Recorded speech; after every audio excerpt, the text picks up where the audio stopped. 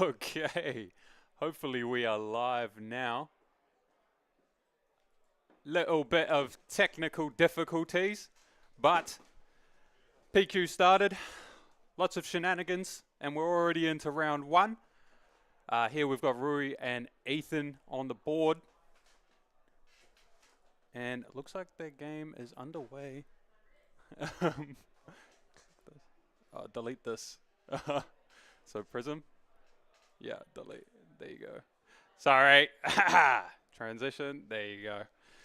Yeah. So yeah, been up since 7:30, trying to handle all of this, but that's fine.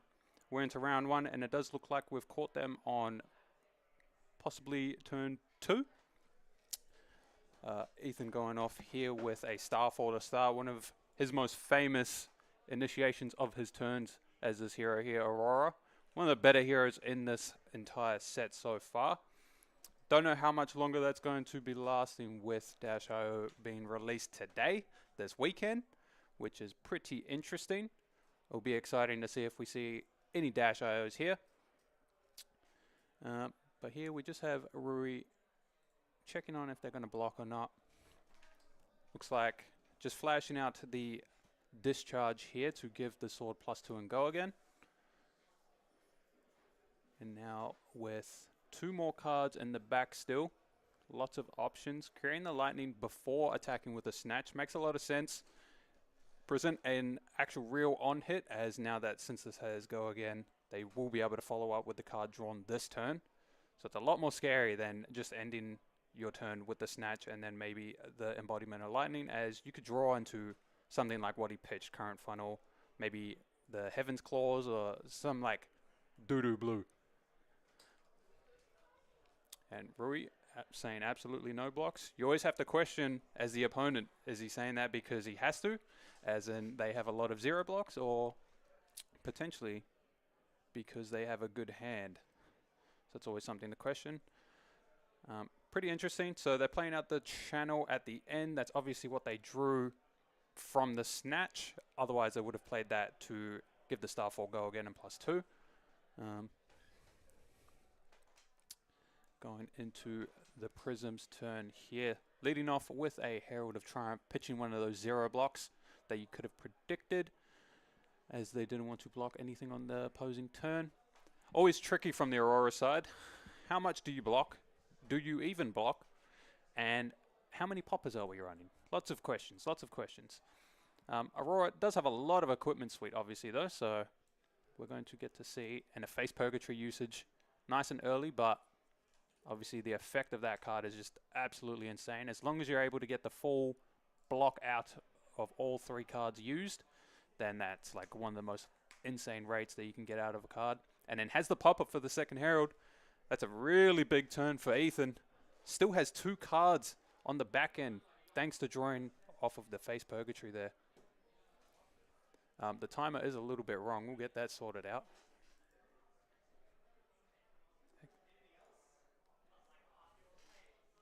Just going to reset the timer. It is going to be a little bit off, but that's fine. Ignore that. So yeah, over to Ethan, and it's an insane turn. Was that E-Strike draw? No, they didn't have a lightning from last turn, so that was E-Strike go again. Into swing for 4, gets the on hit on the second attack. Rui trying to block out the first one. So they get to end on an Arsenal. They are cracking back with a Herald for 7 though.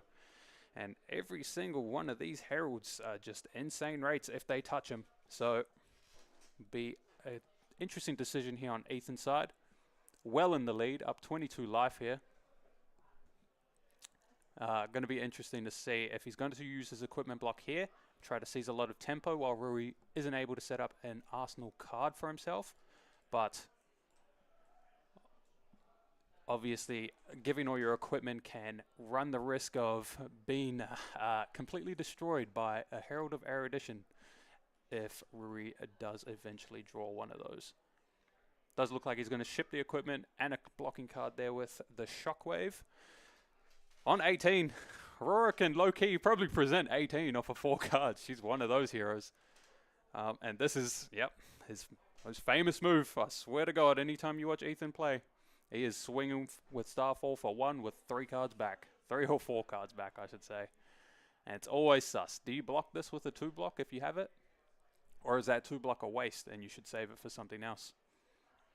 Because the discharge makes that block a waste. Whereas if it was a Lightning Valley, then it definitely is not a waste. And I believe that discharge was from Arsenal. So the Lightning Surge doesn't have Go Again currently. So pretty face up right now, but it does look like Rui's just going to block efficiently and try and move to Arsenal. So both players just having a little bit of an off turn there, a little bit of a setup turn. Ethan's one's quite a bit better though, as he gets to maintain tempo during it, and he also gets an embodiment of lightning. So not just an Arsenal for setup, but an embodiment as well, with full tempo. It's definitely looking very good for the Aurora. I was about to say, so just hoping that they can draw into a burn-up shock or an arc lightning this turn and then completely punish the giving of a 5-card hand, but that's fine. Quick AB from Rui here. Once again, going to be swinging in with the Starfall, this time presenting a really big on-hit with the burn-up shock.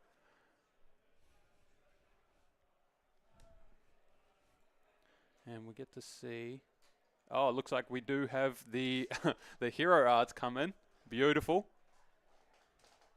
Rui just thinking about how he wants to block. Chucking a 3 block in front. Does look inefficient, but it's actually quite the opposite. And this Heaven's Claw is coming in with Go Again thanks to that embodiment, actually. So 6 Go Again on hit, 5 damage. Pretty good for a blue. So if they were to say no blocks here, they are going to be taking 11 down to 6. Woo. So taking 11, they could potentially AB 1 of it. Yep, they AB 1. Don't let that pass them. And keeping the Arsenal makes a lot of sense. Potentially if Rui blocks there with both cards, you would send your Arsenal there just to cash in that burnout. So really good little semi-lock there from Ethan. Ethan definitely one of the more stronger players here in the Perth scene, as you guys might have seen his run at Battle Hardened in Sydney, I believe it was, just recently. I should remember where that was because I was there. So, but Rui, really good crackback here. Forcing through the Herald of Ravages. This is one of those lines where the Prism just dies if they have the popper. So thankfully Ethan didn't draw the popper here. So they're actually going to have a decent chance coming back into this game, as crazy as that sounds. Going to grab a Figment of Erudition, I believe. Yep, going to go grab that Ponder, set up an Arsenal for himself. Essentially just played a 2-card 11. It will be 6 plus the 4 plus the 1 ping. Yeah, and then the Ponder refunds one of the cards and gets Soul. So maybe you can just cash in that Figment for 4 life right now, if you are in fear of maybe a big turn. But I guess that's up to the Prism Master here. Rui, best Prism in Perth. Oh, the look on his face. Yeah. Yep, you definitely do not want to Arsenal your Figments, as those do cost 4. Quite expensive. Those are only second worst to Light of Soul. You definitely don't want to put that in your Arsenal either. The famous Arsenal. Oh, and now we've got the Arc Lightning, so it's a really big punish this whole way through. Not being able to Arsenal a card straight into the strongest card in Aurora. Possibly one of the stronger cards in Fab right now in the Arc Lightning. So Arc Lightning, going to deal 1 Arcane and then come in for 4 on a snatch that it gives it Go Again on. And 1 more Arcane thanks to the Arc Lightning. So blocking 4 and AB 1 over on Rui's side.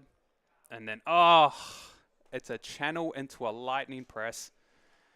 On hit, draw 2 cards. There is a Figment on board though, and with a piece of Soul, there's the ability to flip your Figment. But yep, doesn't look like he wants to do it. Draws 2 though, so maybe you have to. Draws 2 with an Arc Lightning turn out here. So still 3 cards in the grip. Already hit Rui for 3 damage and stripped 2 cards out of him. This is going to be a rough turn, to say the least.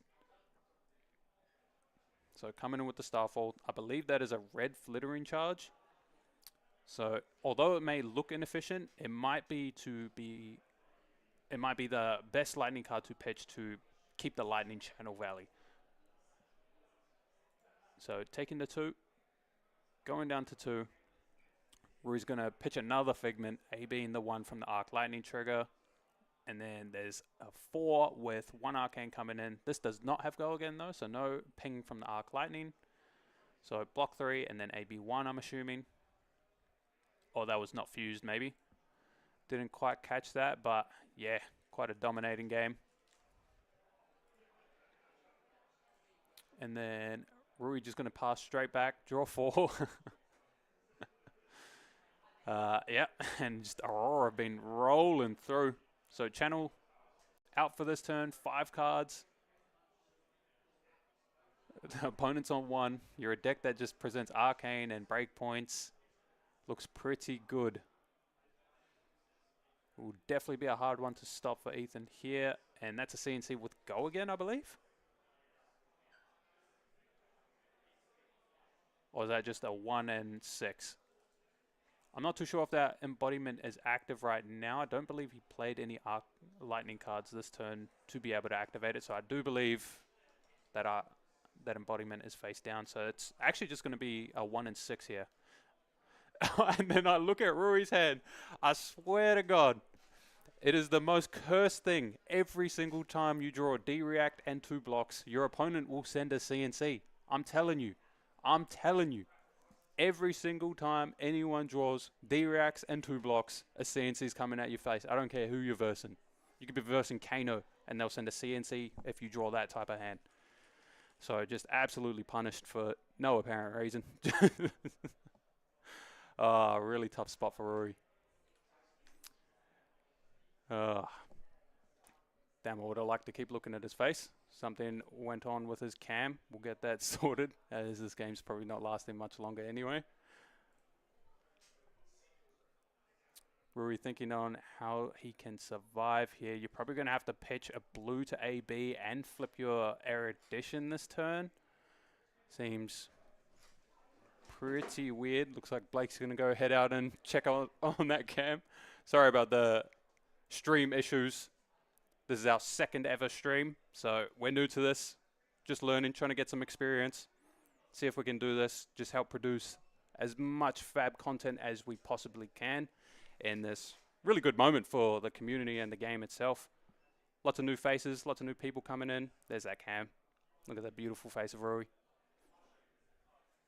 As Rui is trying to figure out if he's able to survive, or even if it's worth surviving. I believe there is a way to survive though. A-being and flipping the Figment essentially blocks 5 of it. 5 of the 7 overall. Yeah, it looks like he spotted that line as well, but you're definitely not in a favorable position, mind you. And also you can always suspect something like a Blink to follow up this. Blink into a 0 for 4 from Arsenal is a possible way to stop this, but no, looks like no follow-up from Ethan. Did just brick. So if there was ever a world where Rui comes back, it would be this one. Showing the Soul Shield after the CNC attack. That is a Sigil Suffering. Such an underrated card in that deck, actually. But yeah, looks like Ethan's going to take that one down with Aurora. Oh, got a nice little winner's screen for you as well. Isn't that nice? But yes, pretty fast game. We joined it on turn 2, a little bit late, but yeah, strong player with Ethan. I'm going to punish anything that goes wrong with the Prism. I would say also that Aurora is slightly favored in the matchup, so be pretty interesting to see how this goes. But yeah, we're going to go sort out all the chinks in this stream, and then we're going to report back in a little while. So we're going to be right back. Okay, goodbye.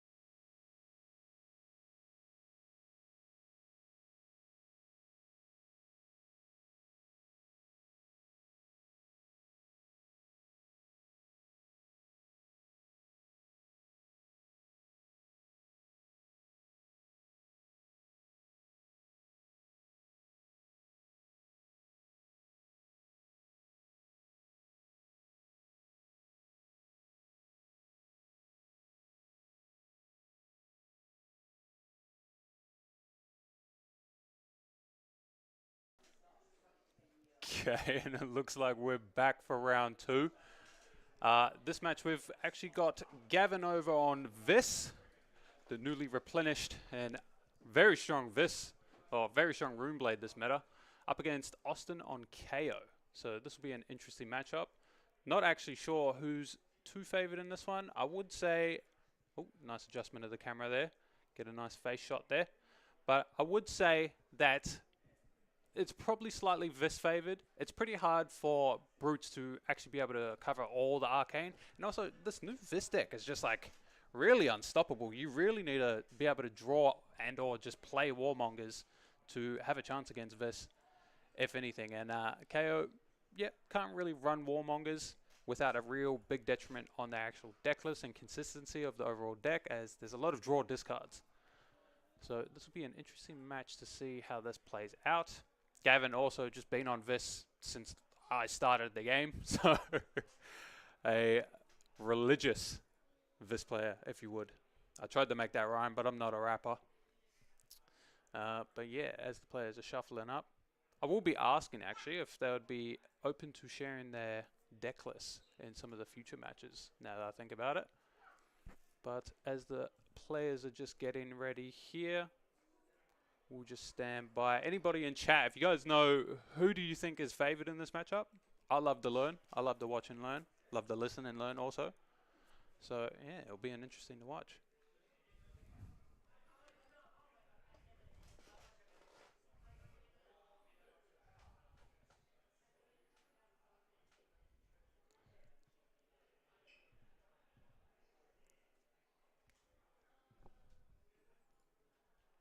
Oh, looks like we're going in as well. Oh, just finishing off the shuffle, presenting the decks, making sure the equipment's all right. Life totals on the screen, which is nice. And time to get into it. So flipping over the Reaping Blade, does look like it's going to be a stock standard Vis. Gavin, as I was saying before, used to always play Vis. So a lot of the times he'll just randomly show up with OTK, even to the Pro Quests, and always performs. So it'll be a very interesting one. But Austin, a brute finiciato over here. Before KO was out, he was the Rhinar guy. Everyone knows the Rhinar guys. So be an interesting one. 2 masters on their master class, if you would say so.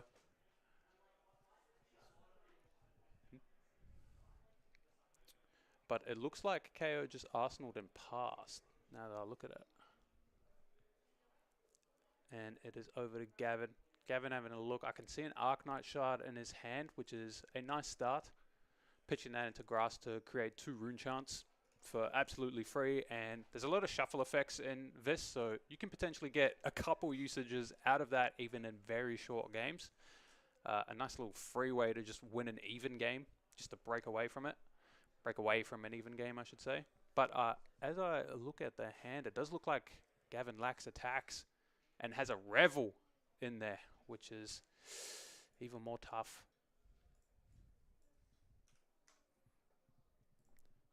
Bada bing.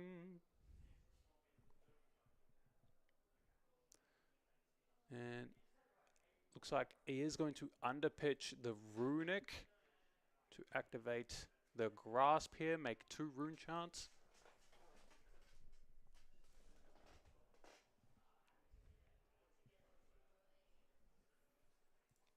Still thinking here. It is a very unfortunate start, to be honest. Gavin's thinking if he wants to save the rune chants, I'm guessing. Or not. And it looks like he is. Just going to save the 2 rune chants and then look to pass back. Austin instantly going to smell the blood in the water there, activate their blue agile wind-up, I believe that is. And yeah, we're going to see how this goes. So agility to start the turn, 4-card hand for the KO. Really good start. He went first, but it essentially is like he is going second with a 5-card hand, and then it's a blood rush. Oh, very big turn. So be interesting to see how this one plays out. Discarding a runner, which is a good one to make them discard, as that would have reloaded them with another agility for the next turn, on top of just being a beautiful 2 for 8. But agility here. So coming in with the claw, that is going to eat the agility. Not too sure if he's got anything else to do. Yeah, it looks like he is just going to do that. That is going to cost the 2 resources.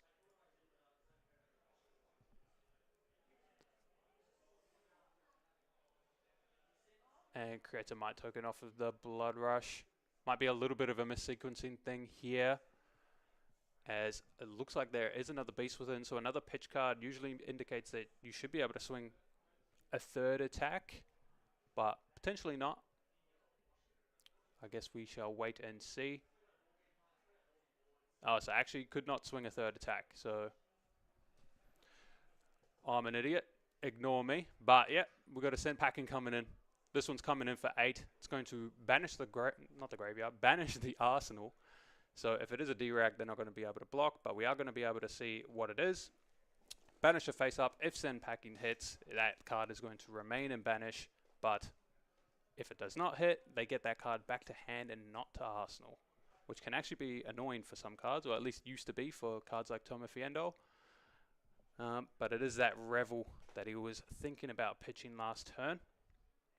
Bodge blocked on the first thing, by the way, so yeah, I was about to say, probably going to see an activation here, and potentially looking to block to protect that Revel, as that is a key card in the matchup. You really want to maximize your Revels and your Mordreds all throughout the game, as this is essentially a race matchup.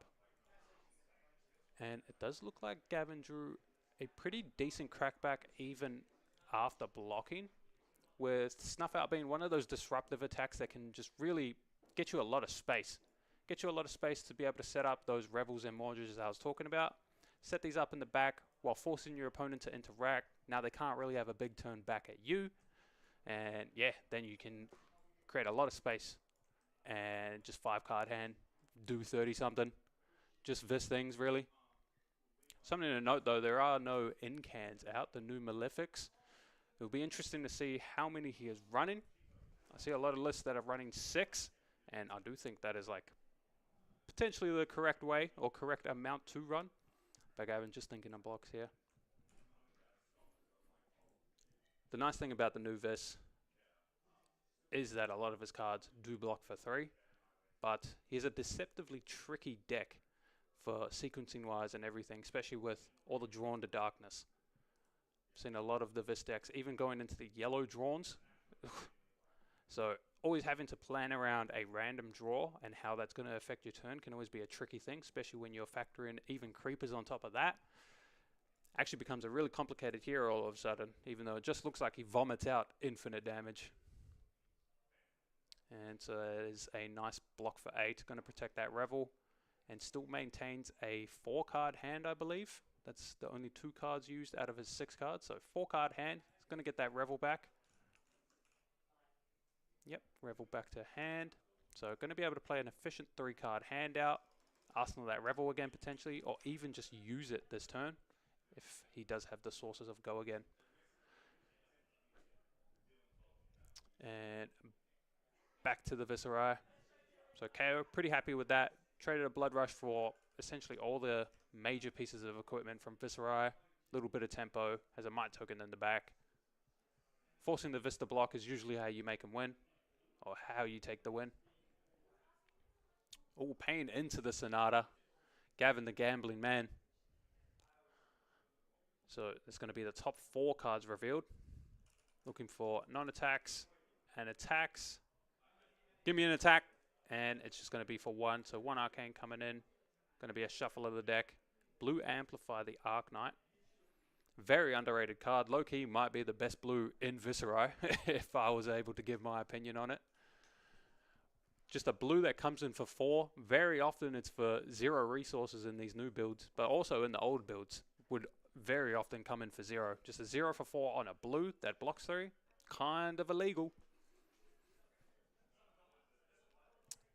And so will be interesting to see how Gavin follows up. We do know he has the Revel. If he has the natural go again for the next follow-up, he will be able to Revel here and just get a nice efficient use out of it. Make sure that you can use it without disruption. It'll be interesting to see if he chooses to do that rather than save it for a Mordred turn instead. Possibly. But using the one floating, that's a red rune flash. Coming in for 4 and 2, making 1 in the back. Looks like he took that down to 33. And all systems go for Gavin. Revel's going to make 4. That's going to activate Viscera to activate another one. And then pitching that blue Arc Knight to swing with the Reaping Blade. Missing a point of damage here. You could just swing the blue Amplify, as that is for free, and there is 6 rune chance to enable that being free, but not bad, not bad. Coming in for a nice little 4 card. What was this? 4, 5. There was 2 rune chance, so 7.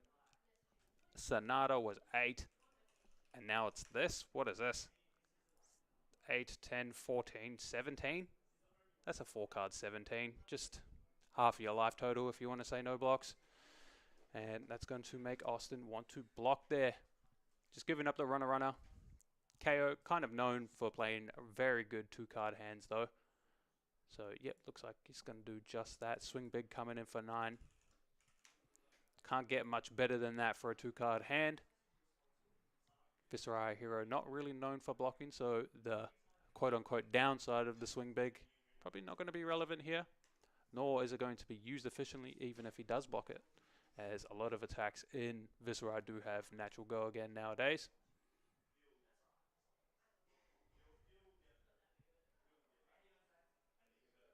Gavin thinking on blocks here.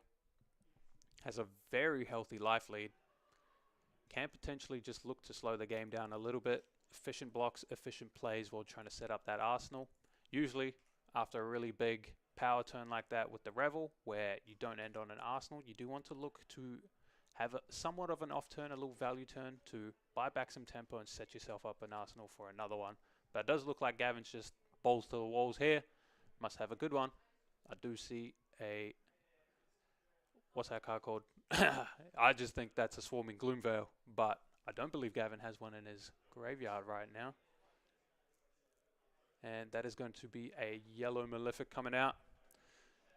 So the yellow Malefics, that's a sign you can instantly just put the Viscera on 6, that they are running 6.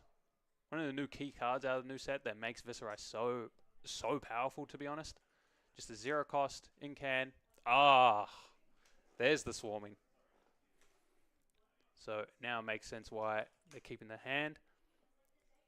And Malefic is an aura itself, and then by playing the Swarming, that's going to trigger Viscera, which is going to make a second aura. Swarming sees that, so Swarming's going to be coming in for 4 here. And then follows up by pitching the Rattle Bones into Reaping Blade to follow up with a 2 and 5 split. So nice little setup turn there. Good value. Still has an in-can for next turn. Not too sure what he arsenaled. It'll be interesting to check on that. But back to the KO now. It's crazy. If you looked at these live totals and just tuned in, you wouldn't even think that the KO blood rushed this game. And the Vis has only done a 4-card Revel turn. But that is where we're at. Pulping coming in though. Should be pretty safe. You shouldn't expect many D-Rex to come out of Viscera, or at least in these types of builds. So 6 dominate. Don't believe there was a Might token from last turn as we swung with Swing Big. So Gavin thinking on blocks again. I should stop saying thinking on blocks. He's probably thinking on how he's going to use his 5 cards.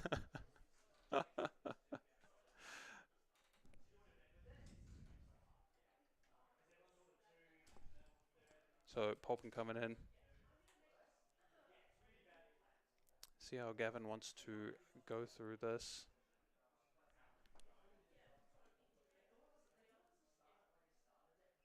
Wait, let me see if this transition is good.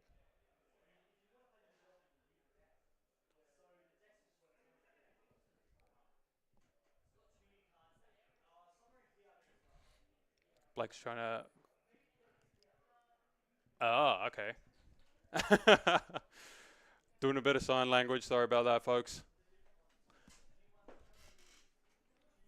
but it does look like just a block for 1/8 Iron Weave in front. Followed up with a Bear Fangs. Really big turn. Oh, and that's a miss from the KO. That is a draw discard on the Reckless Swing. Bear Fangs only coming in for 6. Say only, but that is on rate. But yeah, definitely not the one you want to be discarding, as we do miss out on 2 points of damage for that. Very unfortunate.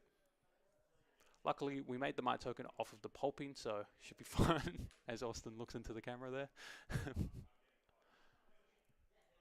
I wouldn't be expecting any blocks here, really. Going down to 17 does sound pretty good, as this gets to keep a 5-card hand. You can almost count it as a 6-card hand if you count the Malefics on board. I don't know if you could go that far. Maybe it's like a 5-card plus 2.5, as making a rune chant is usually worth more than just 1 point of damage, as all of these cards have like cost reductions or something to do with getting extra value out of rune chants, so 1.25 I'd say. But yep, Austin just passing it back over to Gavin.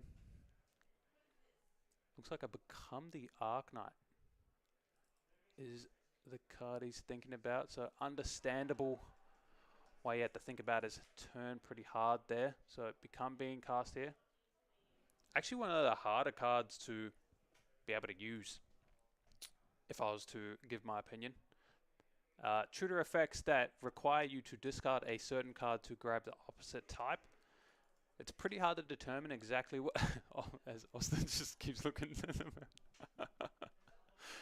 Okay, he just keeps looking at the camera, sorry about that. But it's pretty hard to determine exactly what you're meant to grab. So a nice like little default is actually just grabbing Malefics in the early game.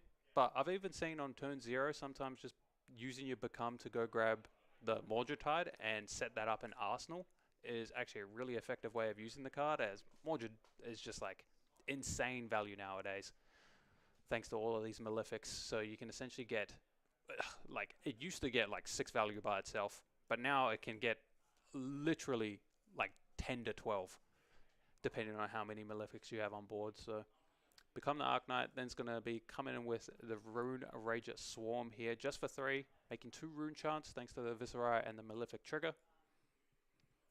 So 3 coming in, makes 2 in the back, and there's still 3 cards in the backside, and we know one of them's a Revel, so very smart usage of the Scowling Flesh Bag. Might be able to snipe that little Revel there. Smart to use it here, because if you don't use it here, since Gavin did play the Become the Arknight, they'd be able to just straight away play the Revel, and then you won't be able to get this option again. It doesn't look like he hit the Revel. You really hope to hit the Revel if you're in Austin's seat right now. But a key thing here is if Gavin's still able to efficiently use the rest of his cards, then it wouldn't matter too much. He can just Arsenal that Revel. So closing the chain, it looks like. And didn't vanish the Revel. Very unlucky. So that's going to make 4 plus 1 in the back thanks to the Viscerai trigger, going up to 7 rune chants. Let's see what the last card is from the arsenal. It is just going to be a Rune Flash. So this Rune Flash is coming in for 4 go again, along with 7 rune chants, making 1 in the back. So another just massive turn, even though it's quote-unquote disrupted with the Scowling Flesh Bag taking out a card from them. So they instantly take the 7.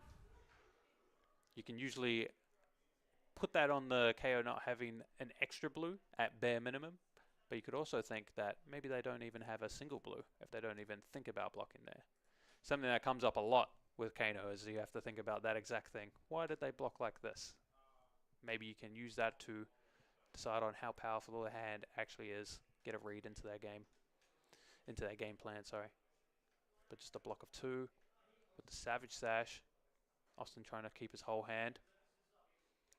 Gavin was obviously thinking there if it was worth popping the chest to swing in with the Reaping Blade and actually get a usage out of those, or the 1 rune chant there.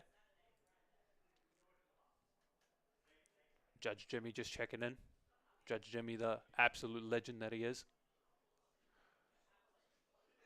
And then looks like it's going to be a Wild Ride. Wild Ride coming in for 7. Draw discard. Hopefully he's not unlucky with this one as well, as you would really like to go again. And that is a Savage Swing.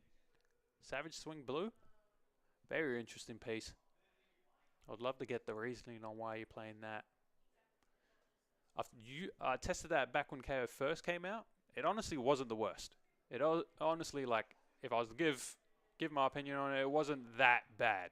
But the quality of blues that KO has selection from, like, makes it hard that you want to choose that one, as you can just run some insane blues in KO.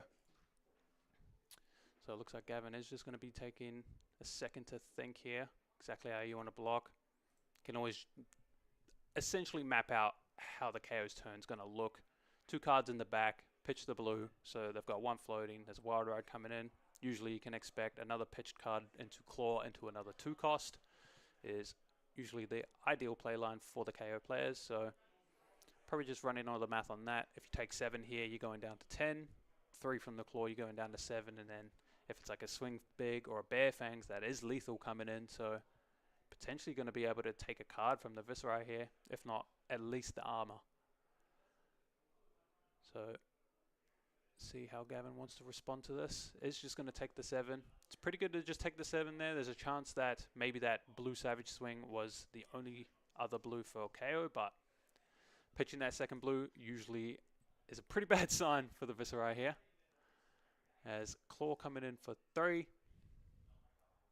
Yep, and then 2 costs, there's that Bare Fangs. So, and just like I was saying, you can really predict how the entire turn's going to play out as they play that Wild Ride. It'll be interesting to see how Gavin responds to this. They can just give their creepers and the last block on their grass, but going down to 1 against a Brute deck that's already shown that they're running the Reckless Swing, definitely something that's going to make that a hard decision whether you want to go for it or not. You can go for that if maybe possibly you have forced lethal on the next turn, but with Austin at 10, plenty of armor block left, still 3 armor block, and he's going to have a full grip. I'm not too sure if you're going to be able to just 5-card hand force 10 damage through as Viscera with no additional setup in the Malefics or anything. So Gavin taking a nice think here. But you always got to ask yourself as well, are you going to have enough room to be able to set up a big turn after this? Say if we blocked, say if we attacked back, and then say if Austin just says no blocks again and just does it again, this exact same type of play pattern, then you're just in a worse spot than you are here. So very tough spot. Looks like Gavin lining up a block here. Taking his time. That is a red Amplify the Arknight and the Grasp here. So that's going to be blocking 4, taking 4 down to 3. So staying out of the reckless swing range. Very disciplined from him. Can't say I'll do the same. I'm a little bit of a schizo. So yeah, down to 3, taking a card out of his hand. Austin's probably feeling pretty good. Crazy to see the punishment for flipping that reckless swing off the other Bare Fangs, as now Gavin doesn't have to go into reckless swing range this turn. And now we see why Gavin wanted to try and keep as many cards as he could. That is a Mordred Tide, and that is a Snuff Out from the arsenal. So very strong start of the turn. So with 2 floating in the back, you always have to suspect that creepers in out, possibly another Revel, the 3rd Revel of the game, into the Reaping Blade for the follow-up. Could be quite scary. Something that indicates that to me as well is how far left Gavin has played his creatures on the board. Don't know if other people actually pick up on that stuff or if I'm just tripping out my bungo anyway. But we'll see if Gavin is going to activate creepers, as that is a little bit of a tell that he's probably going to follow up with something here. So Gavin's thinking about it. Yep, it is going to be an activation of the creepers. Next not attack, they can play as an instant. So even though that Snuff Out doesn't have Go Again itself, playing out this non-attack with Go Again at instant speed is going to net gain you 1 action point. Funny story, a Spellbound Creepers video was actually one of our first videos for any of the OG fans of We Make Best. One of our first videos ever. It might actually be our first video. I can't remember. But we were just going on about how stupid broken those boots were. Not biased at all that we have a bridesmaid in our thing, so we thought that they were absolutely broken. Blake just giving me the thumbs down over here. Snappies all day, baby. But yeah, so Sonata coming in. Hits probably one of the best hits you can possibly hit with a zero cost go again, swarming. So it's going to be carrying an on hit of, if that swarming hits, there's no block in the rune chance after that swarming. And since it's a zero cost and he has one floating left, Gavin's going to be able to end the whole chain with the Reaping Blade to cash in those rune chances turn. Massive turn, actually massive. And the big thing, I see a lot of lists try to get off of Sonata with Viserai, as it is a little bit of an RNG card at the, if you really think about it. If you miss, then it's just like a terrible card to play in general. But when you do hit, it's not just the one arcane damage from itself, it's also being able to create the rune chant off of it. So if you do hit, whatever card you get off of the Sonata, so in this case the Swarming Gloomveil, that Sonata was a 0 for 6 by itself. 0 for 6. So just all the numbers. Ah, no, it looks like Austin forgot the on hit of the Swarming. Can't actually block out the rune chants anymore, but also just has 2 0 blocks anyway, so they're dead no matter what. But that does look like game, so looks like Gavin's going to be taking that one down. So very well played to him. Little bit unlucky on Austin's side, but at the end of the day, I don't think the unlucky things mattered all too much for the overall outcome of the match. But yeah, congratulations to Gavin. Really good win. But yeah, another nice quick one. We'll be getting back to you with round number 3 as the timer finishes. So yeah, we'll get back to you.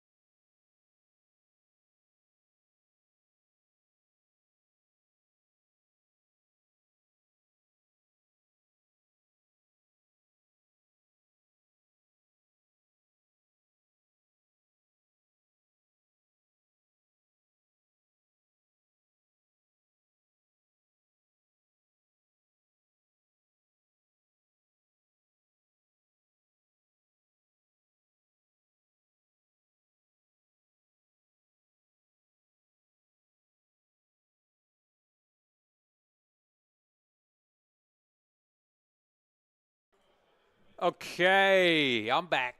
I'm back. I know you missed me.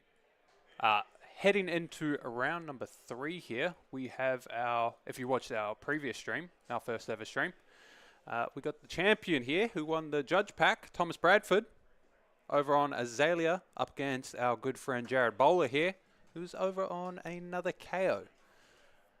And it does look like they're just shuffling up, about to head into their match as we're heading into round 3. Both players are 2-0. As Jared came in, told me specifically. So, but yeah, as they're shuffling up, another matchup that I'm not too sure of. I'm just not too sure of any KO matchup, apparently. It's just a 50-50 into everything, as Jared admires the Azalea there on Thomas's side. Looks like players are presenting their decks as we're about to head into the game here. So, be an exciting matchup. Love trying to learn from these. So, the biggest ways to counter Azalea are Arsenal D-Racks, obviously, but also just having a fridge to be able to shut down their first really big all-in try to disrupt you turn. Just chucking the fridge in front along with one card, so you're able to keep your hand and essentially like try and punish them on the back end. And so KO has access to that. Not so much the D-Racks though, so it'll be an interesting game to see how this goes. As the players start, I'm assuming Jared is going first, as we don't see that tunic tick just yet on Thomas's side. So, yeah, I'm going to guess that. No, never mind. I take back everything I said ever in my entire life. Oh, I don't take it back. Jared was going first. There's just the tunic counter preemptively, which is whatever. What the hell? I'm just... Okay, they just broke my ankles in my mind. So, yeah, Thomas was first. That's why he checked his tunic. Jared just making a mistake there. That's fine. But just looks like a blind Azalea attempt here. Try to hit the high roll. Codex. That is not the high roll. I was about to say, it's a pretty interesting choice there. You can just play it to give your opponent a frailty to begin the entire game. Pardon me. But no, just going to keep it there. Jared starting off big. That's a red Wild Ride, pitching a blue. So just like the previous match, Wild Ride Claw into 2 cost is the play line for KO. Odds are you are probably going to hit a 6 here. Oh, and that's a base win. That is quite the start. So banishing the Assault and Battery, that's going to go straight to hand. That's a guaranteed blue, so you know it's going to be a good turn. But even though it is a blue, you can use that blue as the pitch card to claw into your follow-up. So essentially, just because he drew and discarded that base within, he's essentially locked to be able to maintain an arsenal this turn. Really strong, really strong. So claw on the follow-up. Thomas does chuck a 3 block in front. Just going to preserve a little bit of life. Most often, they block with that because they have an extra arrow, but the block here would also make sense if he has no other arrows and he just plans on playing this Codex that we do see revealed in the graveyard, in the arsenal. Going to end the chain with a Wild Ride, draw this card, see what we hit. Hopefully hit a good arsenal target. So that is a blue, hoping that the last card is arsenable. I believe that was a blue riled up. Not the worst arsenal, to be honest. Not the end of the world to arsenal, that one. Any form of draw discard into that card. Although the 3 cost, maybe it is a bad one. Be interesting to see, actually. He did pitch a blue Mighty Wind-Up. I guess he had to be able to afford the claw. So probably just didn't have the option to pitch anything else there. So it does look like Jared's going to maintain his hand. So the Beast Within value sort of nullified there in a way, as don't actually get to maintain that arsenal. But a blind Azalea into a Lace with Inertia. Hamstring Shot. Really strong arrow in this current meta as it stands. Almost every hero doesn't really want to pitch that extra card. It's like a Frostbite on hit, essentially, for most decks. And yeah, so that's going to be a Hamstring for 11. 11 on hit, your first thing costs 1 extra resource, which isn't too bad for KO. Lots of blues, lots of 2 costs. So maybe not the most deadly on hit. But on hit Ponder and Lace with Inertia. So Inertia token for Jared as he just instantly takes it. Me no think, just brute. Love it. But as Thomas would love, he gets a Ponder token. So essentially making that a 4-card hand. It was essentially a 3-card hand because he blocked with one that turn. Just a turn economy in Azalea thanks to these Ponder tokens are always insane.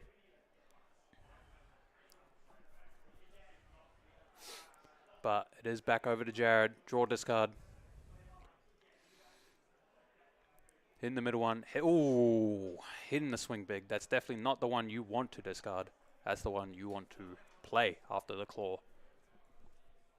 Probably the best to be able to play, but unlucky on that. Also unlucky, I see that that's a Blood Rush in hand. The draw's not lining up all too well. You might be forced into playing this Blood Rush right now. Oh, also the hamstring shot. That pulping cost 3. Ooh, very awkward actually. But another quick block from Bradford, I should say. Mr. Bradford. Going down to 24.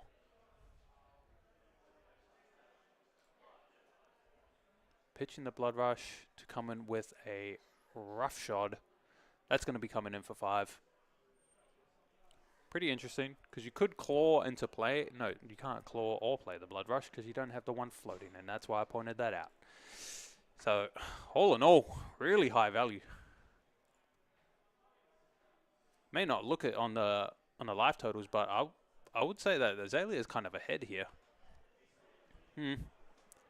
Maybe. But big hand coming. Did preserve a lot of life though.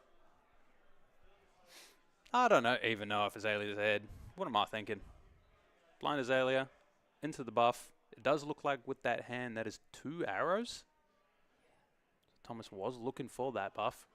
But it is a Tunic Death Dealer turn if he so desires. But instead, just going to pitch the Endless Arrow and use the Tunic to shoot the Lace.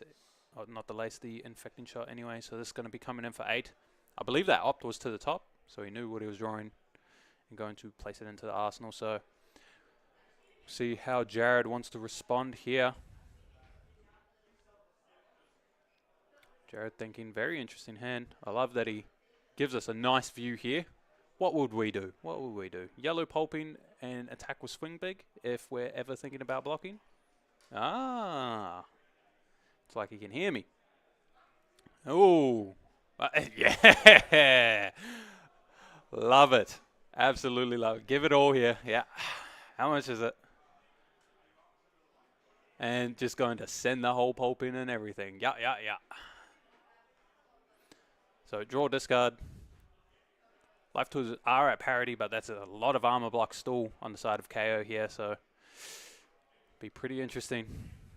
Obviously Azalea hoping for a brick here, but you don't often see these pulpings a brick in KO, as all their cards are essentially 6s. 5 dominate. 6 dominate, sorry. Thanks to the Might token. Makes another Might token in the back.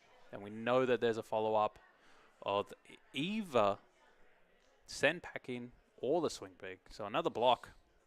Block clearing the pulping.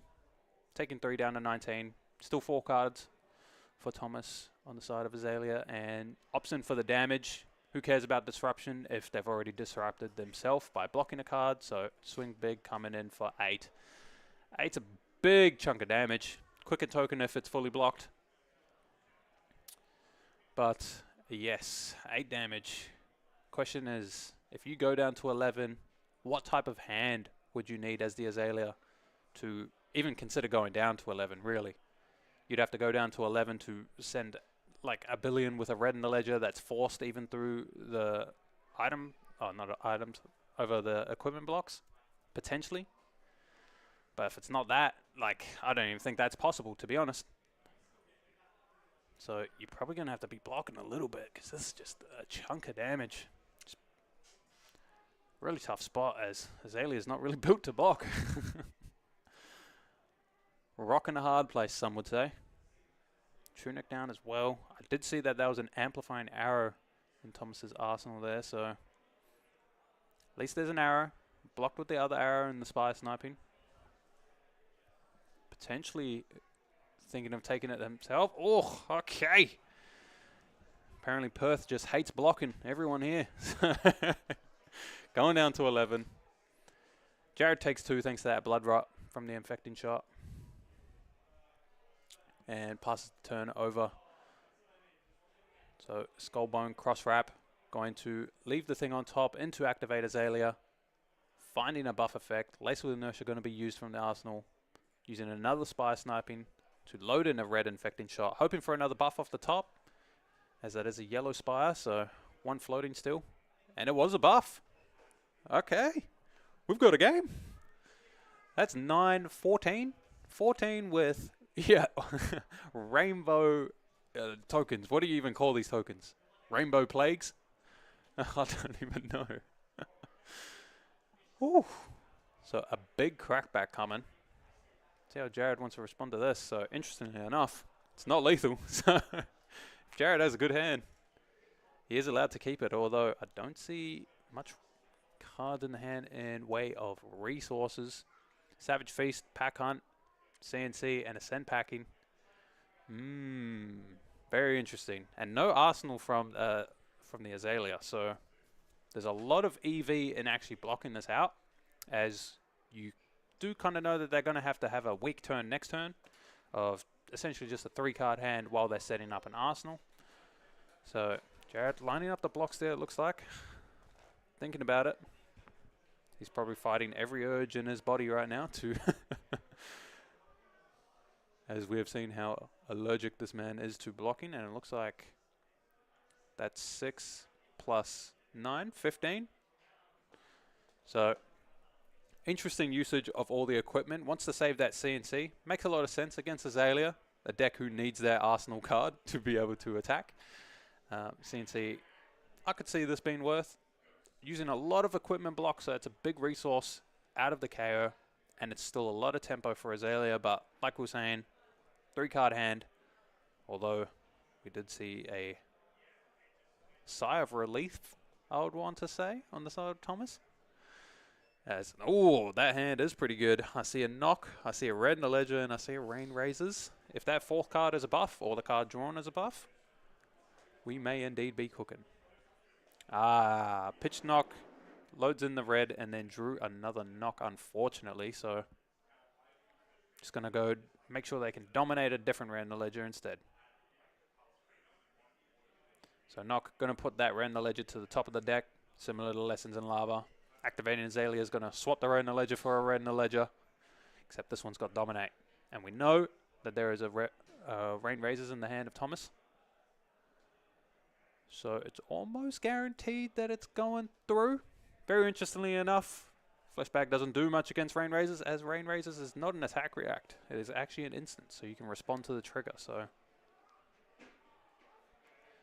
it's completely unpreventable if... just checking that crow's nest. Just checking if Thomas has another buff to put it on top, but it doesn't look like it.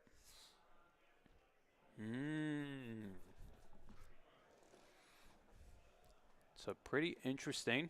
We'll see if Jared can smell the rain razors here, or if Thomas played it good enough to not show it. And it does look like he's going to play around it. Very smart play from Jared. Just going to cash in everything here.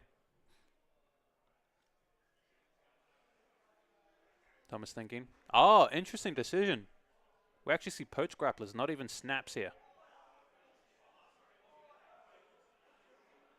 Oh. Looks like the players are having a good time. Not too sure what's happening here. I think there's a Scowling Fleshbag trigger on the stack right now, which Jared is just clarifying. And this is also covering 7 at the moment. So even if Thomas did want to play the Rain Razors in response, yeah, not going to do anything. Not going to be able to force the on-hit through. So really heads up play from Jared here. Playing around the only thing Thomas could potentially have. As, yeah, like I was pointing out before, no Snapdragons means can't snaps in the Codex. That's a scary thing. Can't snaps into bullseyes, as we are running the long draw. If you see long draw in this matchup, you can just assume that Thomas probably just doesn't run the old, the other arms. What the hell are the other arms called? The bullseye braces. I should know that one. I think that and Arcane Lantern are the only gold foils opened in Perth ever. Oh, there's an ebb and fold. Never mind. Thanks. But lots of resources used. All the equipment block is now gone, so that is a small win for the Azalea side.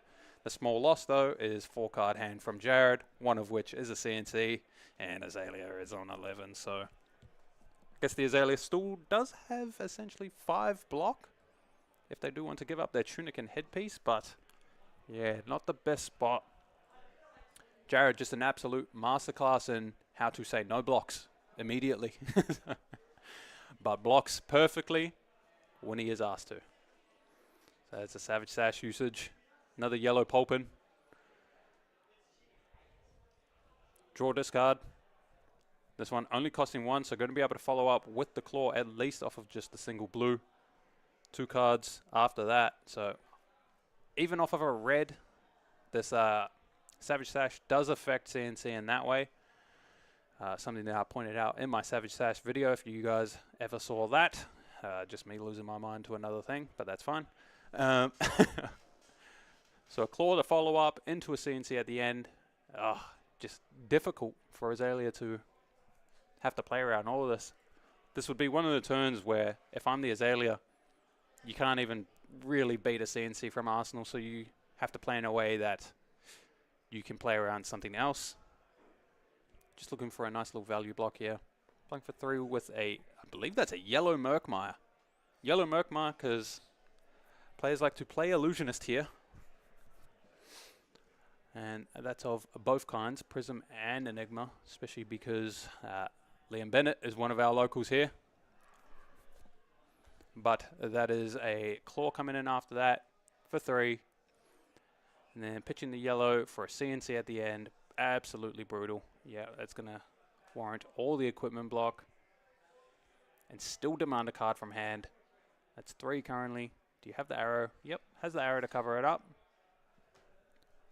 And so, yeah, Jared just sees a lot of tempo here. Azalea down to a 2-card hand. You're hoping for something like a Premeditate. Death Dealer, load in an arrow. Draw something else that can force the on-hit. It's probably your best draw. But, yep, it is that Rain Razors that we did know about. Probably hoping for an arrow here. I guess you could...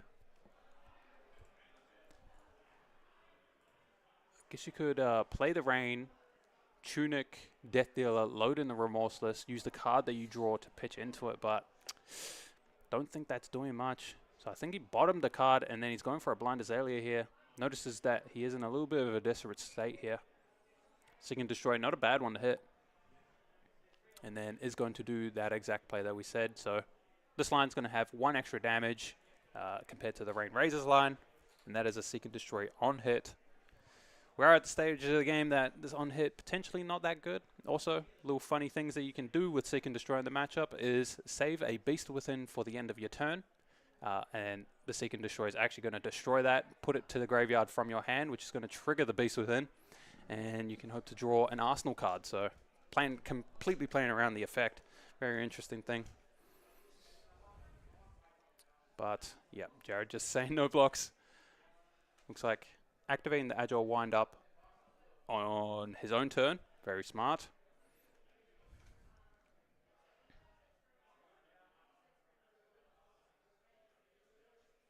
Jared just clarifying.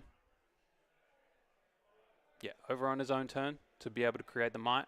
I do think, in general, it is a mistake to activate your Agile Wind-Up on your opponent's turn. Just doing it on your own turn activates your claws anyway. And if you're able to follow that up, you actually get an extra Might out of the deal, depending on what your hand is, of course.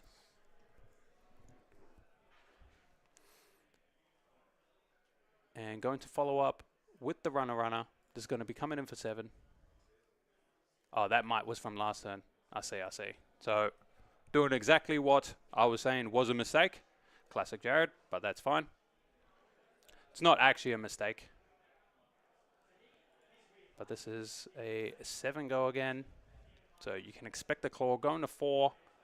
Not the end of the world. And coming in for 3 with that claw. Going down to below 2 is always scary with the reckless swing. Thomas correctly identifying that. Only down to 3 cards, though. Going to be pretty hard to be able to present lethal. 10 through 3 cards. There's no tunic block. Very tough spot. Thinking of putting the headpiece in front as well, but decides to just go to 2 instead. So we are in reckless swing range. Desperate times call for desperate measures, though. Let's see how he wants to play this out. Loading in the Remorseless. Lace with Blood Rot into the Remorseless off the yellow pitch. So coming in for 8. On hit Remorseless triggers.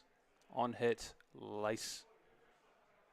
And Jared just correcting his life total. I believe that was a Remorseless trigger that he missed on the runner from his turn last turn, and he drew straight into the into the thing. And just showing all 6s, can't miss. And that's GG. Jared Bowler taking it down. Absolute masterclass of saying no blocks. And so Jared's going to be locked for top 8 with a 3-0 record there. So that's 1 confirmed. Top 8 here with KO, Armed and Dangerous. But pretty difficult game for the Azalea to be able to navigate through there. It looked like a lot of hands not lining up. Jared smelling blood in the water with every hand he drew, whether it was good or not. Oh, there's a special guest in the background there with Blake.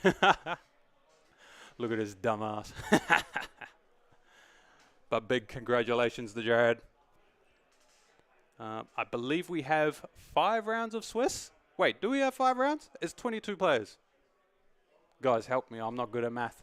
I play Kano, though. Disaster.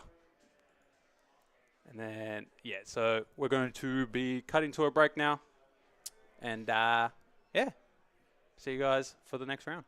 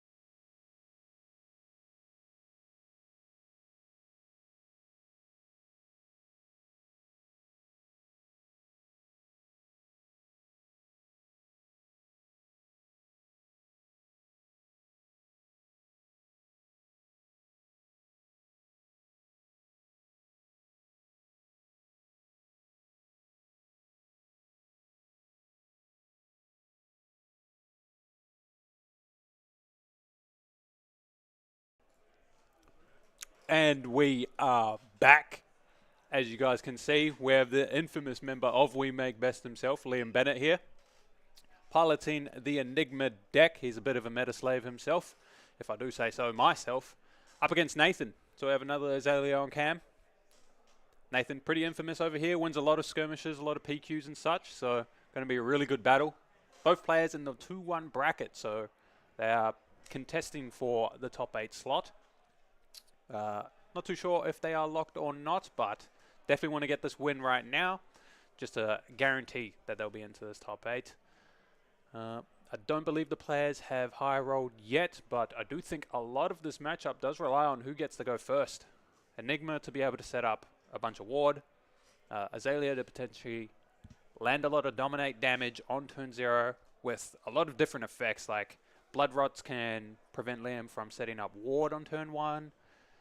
Things just like a huge render ledger can stop like a go again turn from Liam as well. There's, yeah, a lot of it rides on turn 1. Also, it'll be interesting to see how many Merkmires Nathan is running, as we did see Thomas was running the yellow ones as well as the reds. So, could be pretty interesting, especially when you count the knocks to search out your Merkmires along with Codex to bring them back. Essentially running 12 copies in Thomas's deck. I want to see if Nathan is on something similar to that. I do believe both players here did top 8 the last PQ, both being knocked out in top 4, I believe. Not to each other, but to other players. But yeah, just as the players are getting ready here, shuffling up.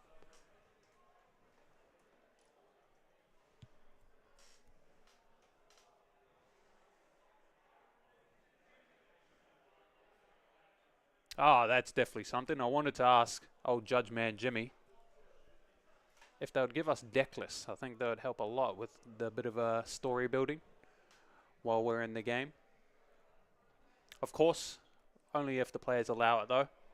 Don't want to be giving away spicy tech that they're potentially running to try and cheese their opponents. And then somebody tunes into the stream and hears about it. Although, I'm sure everyone here would be pretty nice about it. Wouldn't try and cheat a 1% win off of that. Everyone's really cool over here, except for Liam. I hate Liam.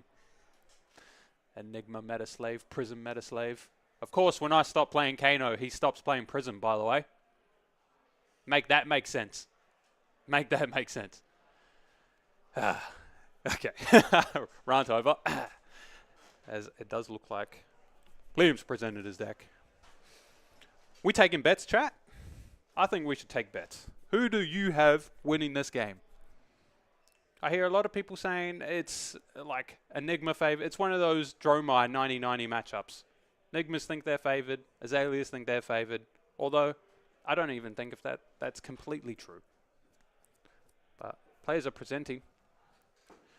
Showing the equipment. Shows a lot. That's a Stonewall Gauntlet. Love the choice from Liam. And I know he loves that card. And Meridians. Very interesting.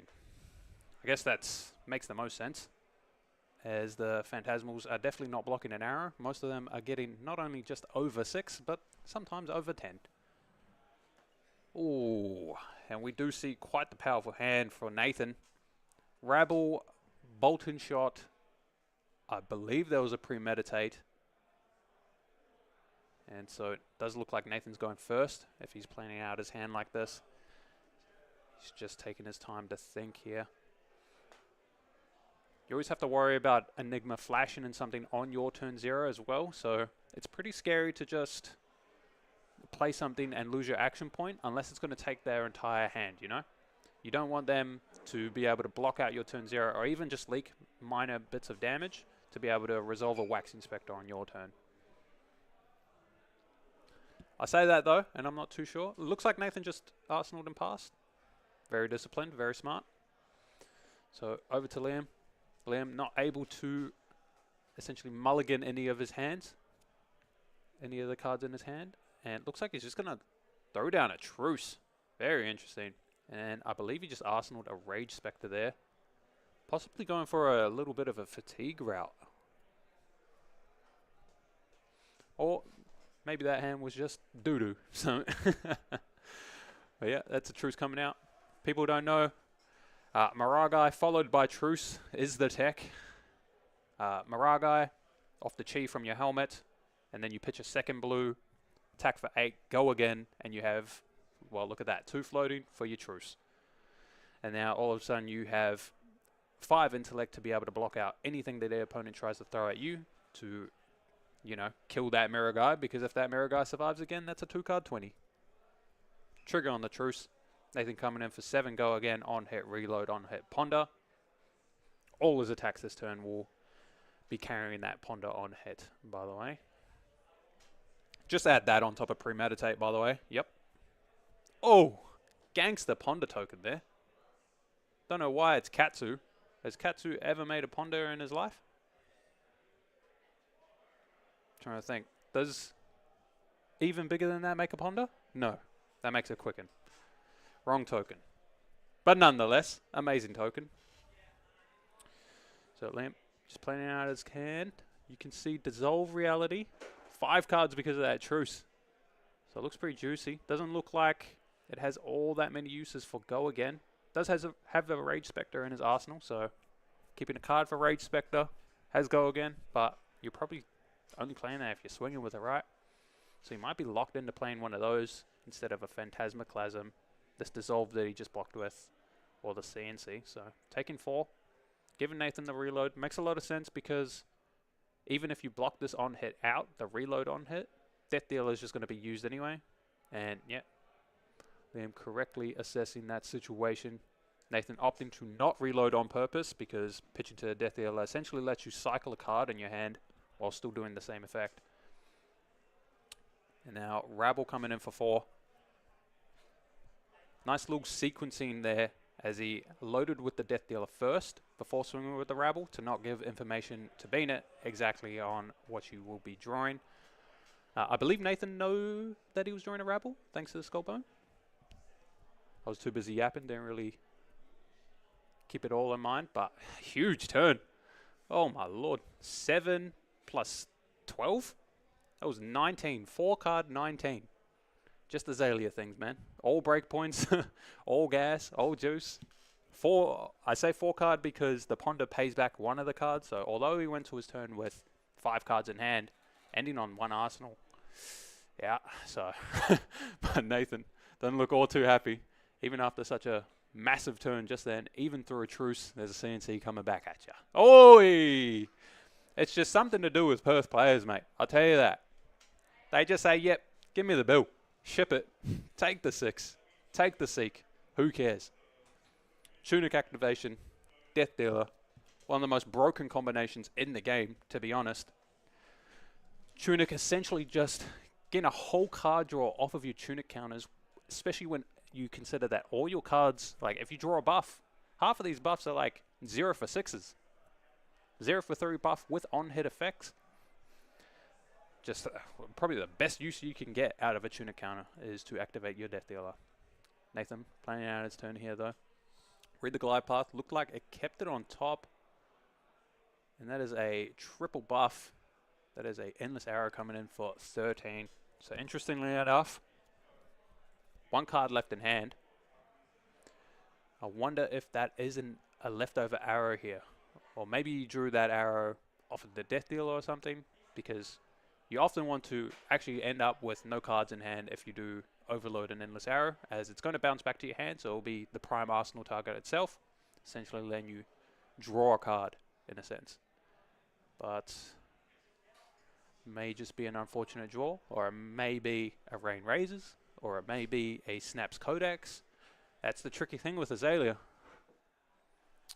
But triggers, looks like it was just an awkward draw. Can't really play around it all, so you play around none of it. So a little bit of an IP one there, but can't do much if the draws just don't line up like that. Big damage turn from Nathan though. And finally getting that Rage Spectre out of the arsenal. And going to Transcend off of it makes a lot of sense. Pitching a Miragai is something interesting though. Have to point that out, as now you're going to have to see one of the other 2, because you now know that 1 Miragai is on the bottom. Pretty interesting though. Haven't seen any Warmongers yet. Obviously a key card in the matchup. mostly the way that Enigma does win this matchup is trading the first Warmongers as soon as they see it with the long draw. Puts the Azalea in the spot. They can use the long draw on this Warmongers, even though there's no Miragai yet. If they don't use it, they're going to have a weak turn, and they might just lose out on tempo there and just lose the game from there. But if they do use it, well, now the next Warmongers is going to be saved until the Enigma draws into the Miragai, does the Miragai Warmongers combo, and now you don't have a long draw. So doomed if you do, doomed if you don't. Kind of just have to hope that the draws don't line up as the Azalea player, but big damage turn from Enigma here. Spectral Shield coming in. I believe that's a Rage Spectre coming in, sorry. As the Spectral Shield did have go again thanks to that 1-1 counter. So now coming in for 6. If you take 6, you're going down to 20... Math. No, 24? No, 26. Going down to 26. So we'll still be up on life. Yep, makes a lot of sense to just take it because you're up on life, you're up on cards. Liam, no arsenal. You've got a 5-card hand yourself, especially if you have anything like a Codex, like a Knock, maybe a yellow Murkmire like I was insinuating before. Look at me using big words, insinuating. I can't even tell you the definition. You proud of me, Blake? Thank you. Skullbone being activated here, though. Opting on the top. Nathan having a nice long think about this. Obviously, no rush in thinking here, as this is going to be a quick match, and we've got 40 minutes still on the clock. Taking your time to think. So Amplifying Arrow is the arrow revealed from Arsenal. Keeping it on top. We can expect an Azalea activation. Anything dominate? No, we just grab a buff. Debatably one of the better buffs. Is this the best buff in Azalea? What would Azalea players say? I think it is the best buff. If you do get the draw, it's a 0 for 6. Minimum. Not even considering if you draw something better. But now we are just thinking. Oh, take aim in hand. Maybe going to be using the effect for a Bolton shot, potentially? Ah, the classic. Bolton shot coming in for 9 go again, on hit reload, on hit ponder. The reload doesn't really matter though, as Nathan can always just activate that death dealer after the on hit gets blocked out to load in that second arrow and present again another pre-med on hit. So very awkward spot. I think it's just actually impossible to be able to block out this turn. 2 ward on board, and even if he had 12 block in hand, you'll be blocking 3 cards on this and then 1 card on the next thing. I guess it's possible. Oh, definitely possible if you have a D-React too. Sorry about that, but happy to see that. Completely blocked out. So no ponder yet. No reload on hit from the Bolton shot, but like we said before, can always just activate Death Dealer. Yep, makes sense. Hoping for a buff here to pair with this Endless Arrow. Nathan pausing and thinking. I didn't quite catch exactly what he drew there, but coming in for 4. On hit, that's going to bounce, and on hit, it's going to make that ponder. Now, there's always just that looming threat of Snapdragons in the Codex here. Codex, extra painful if you consider that Liam will be forced to discard. And it was a Rain Razors. Oh, very big, very big. So, going to be able to bounce that. Liam didn't block it anyway. Oh, sorry about hitting the mic again. Apologies, apologies. Yeah, putting that Endless Arrow back. Ponder token is quote-unquote wasted, but what can you do? Phantasmaclasm. Oh, I hate this card. Nathan just refusing, apparently just saying no. Yeah, as he presents his hand to the opponent, and there is only 1 arrow, but if you consider knock an arrow, which you should, a double arrow turn, and going to take the Blood Rot. Makes a lot of sense. Blood Rot tokens are a way to stop the ward from the Enigma on their own turn, as that triggers at their own turn. So, pretty good. You're pretty happy to just take a 0 for 5 in general. as well as come in for a 2-card 9. Illegal numbers. Nice.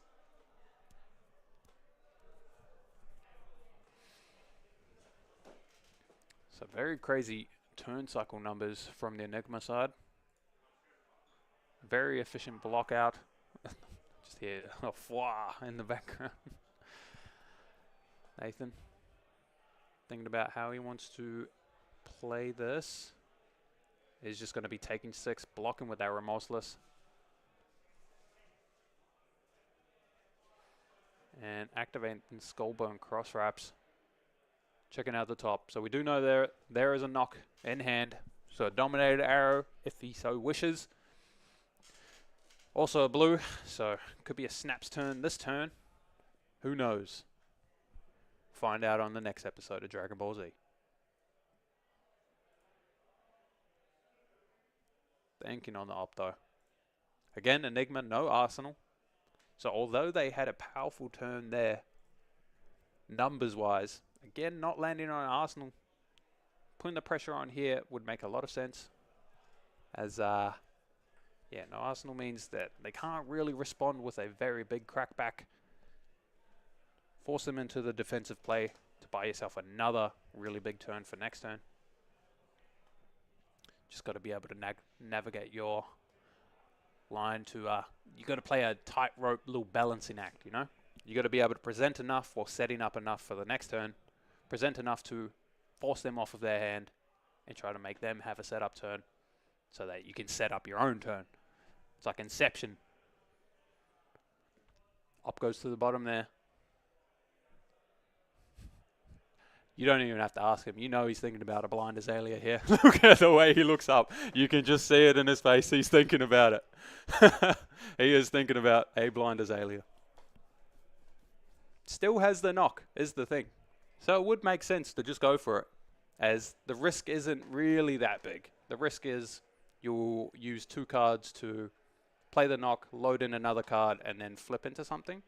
Although not being able to activate Death Dealer this turn means you don't get to draw that extra card. So it is a risk, and it is semi-suboptimal, and we're going for it. Oh! One of the best ones. A red infecting shot, and we do have the blue to pay for it. Wonder if he is going to use it, though.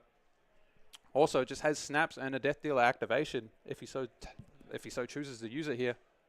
It looks like he will be, because 2 floating, coming in for 8 dominate on hit Blood Rot. Massive damage. Potential snaps, Death Dealer, Remorseless load. Hit him again. You'll forego your Arsenal, but that's a ton of damage. Like, shout out to Riot Freak. But Liam, I see a couple no blocks in Liam's hand right now. Deserved for the Meta Slave. I also see a blue Whispers over the Oracle. Very interesting decision. Enigma Chimera, Whispers. I believe that was a Maraga in the back though. Blocking 5 here. So is going to be taking 3 unless he's going to trade in those Meridians by pitching that Chi to the Maragai on this turn. Activating the Meridian Boots, but again, like I said, like you're leaving yourself wide open to the snaps into Death Dealer, into Remorseless that you know about play. Actually, you don't know about that, right? That was the random draw. Because Nathan blocked with a Remorseless last turn, so oh, Liam might be getting got here.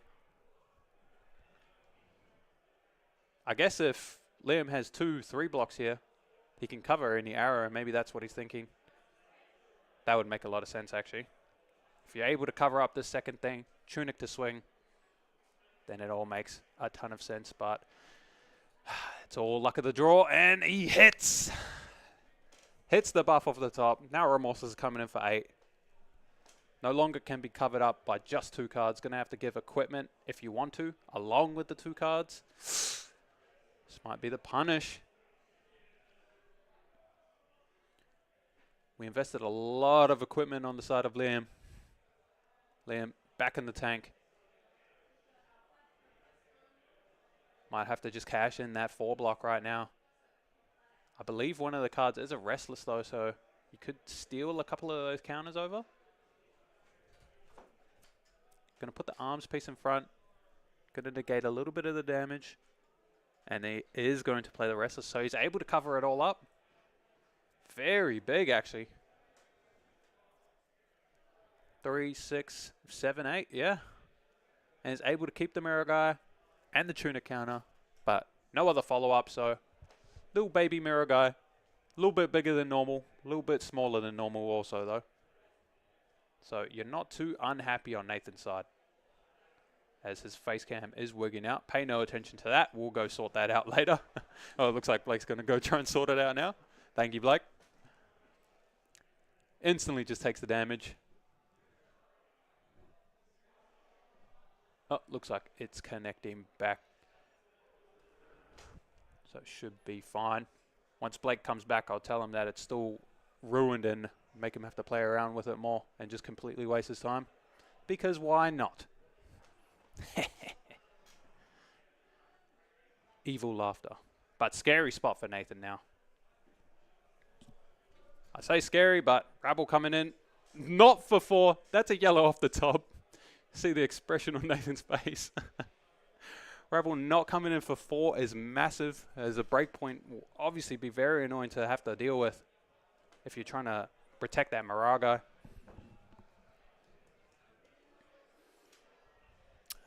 He even had the Transcend card, so there's still a chance. Still a chance that he's going to be able to kill this Miraga this turn, but that has to be of the utmost importance. Clearing the Miraga, every turn Miraga stays alive is just way too much extra value. As one more turn it stays alive means 6 more damage per turn. So that's 2 cards worth. It's like it's like every time that a Miraga stays an extra turn, it's like he drew 2 cards that turn. And yet we banned Tome of Aetherwind, eh? Unbelievable. Can you believe it, Blake? I can't. Can't believe it. Going to follow up, loading in a yellow Bolton shot, drawing into that Rain Razors that we know about. So somewhat of the dream draw. If you did have to try and force yourself to be able to kill a Miraga. Double go again attacks, even has the buff. Well, we know that there's a Rain Razors actually. Ooh, has the knock. Potentially going to go grab a Murkmire here. You know there's no Arsenal. So this is going to go through. And that prevention effect is completely wasted on the side of the ward. Negating a lot of value out of that Miraga. Oh, knock is just... That's a card. That's definitely a card. Second knock used. Do want to keep note of that. Nathan just shuffling up. That Murkmire going straight to the top. Azalea activation coming in right after. This is potentially a Murkmire for 8 plus the Rain Razors that we know about. So it's going to be 10. 10 dominate. Damage cannot be prevented. Miraga on the board.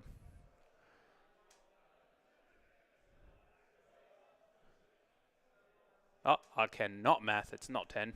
That is 9. But 9 on hit Ponder. So going to get that Arsenal back.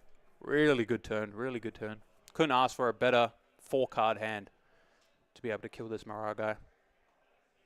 I guess you could ask for better. You could ask for a red flip off the top for the Rabble. Liam just mathing it all out though. Could block 3. You'd still be taking 6 down to 12. There's a Ponder on hit. And it all depends on what... Oh! Ripple away to prevent a Ponder token. So essentially trading a card now to trade with a card next turn for Azalea. So although it always doesn't feel the greatest when you do it. Do it. See what I did? Sorry, Blake, sorry. But never feels the best when you actually activate that for the effect on a Ponder token. But you definitely feel it on the next turn. They'll just guaranteed to have a weaker turn. A card for a card. Always worth it. And then still having a Chi. Coming in for 2 on the crackback. Loses the Miraga though. It got no ward out of the value. And invested a lot of resources into that Miraga itself. So not the best spot for Enigma here. Really good game though. back and forth. Oof. Told you guys.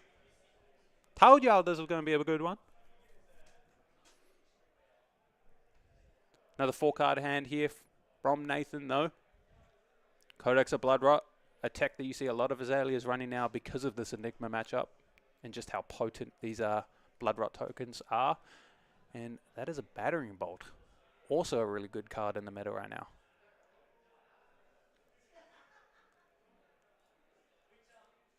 Ooh, any buff effects? Yep, looks like at least one with the Seek and Destroy. And looks like it is just going to be essentially a 3-card 9. A couple of on hits here, but yeah, 9's not a breakpoint. Pretty easily to cover this up.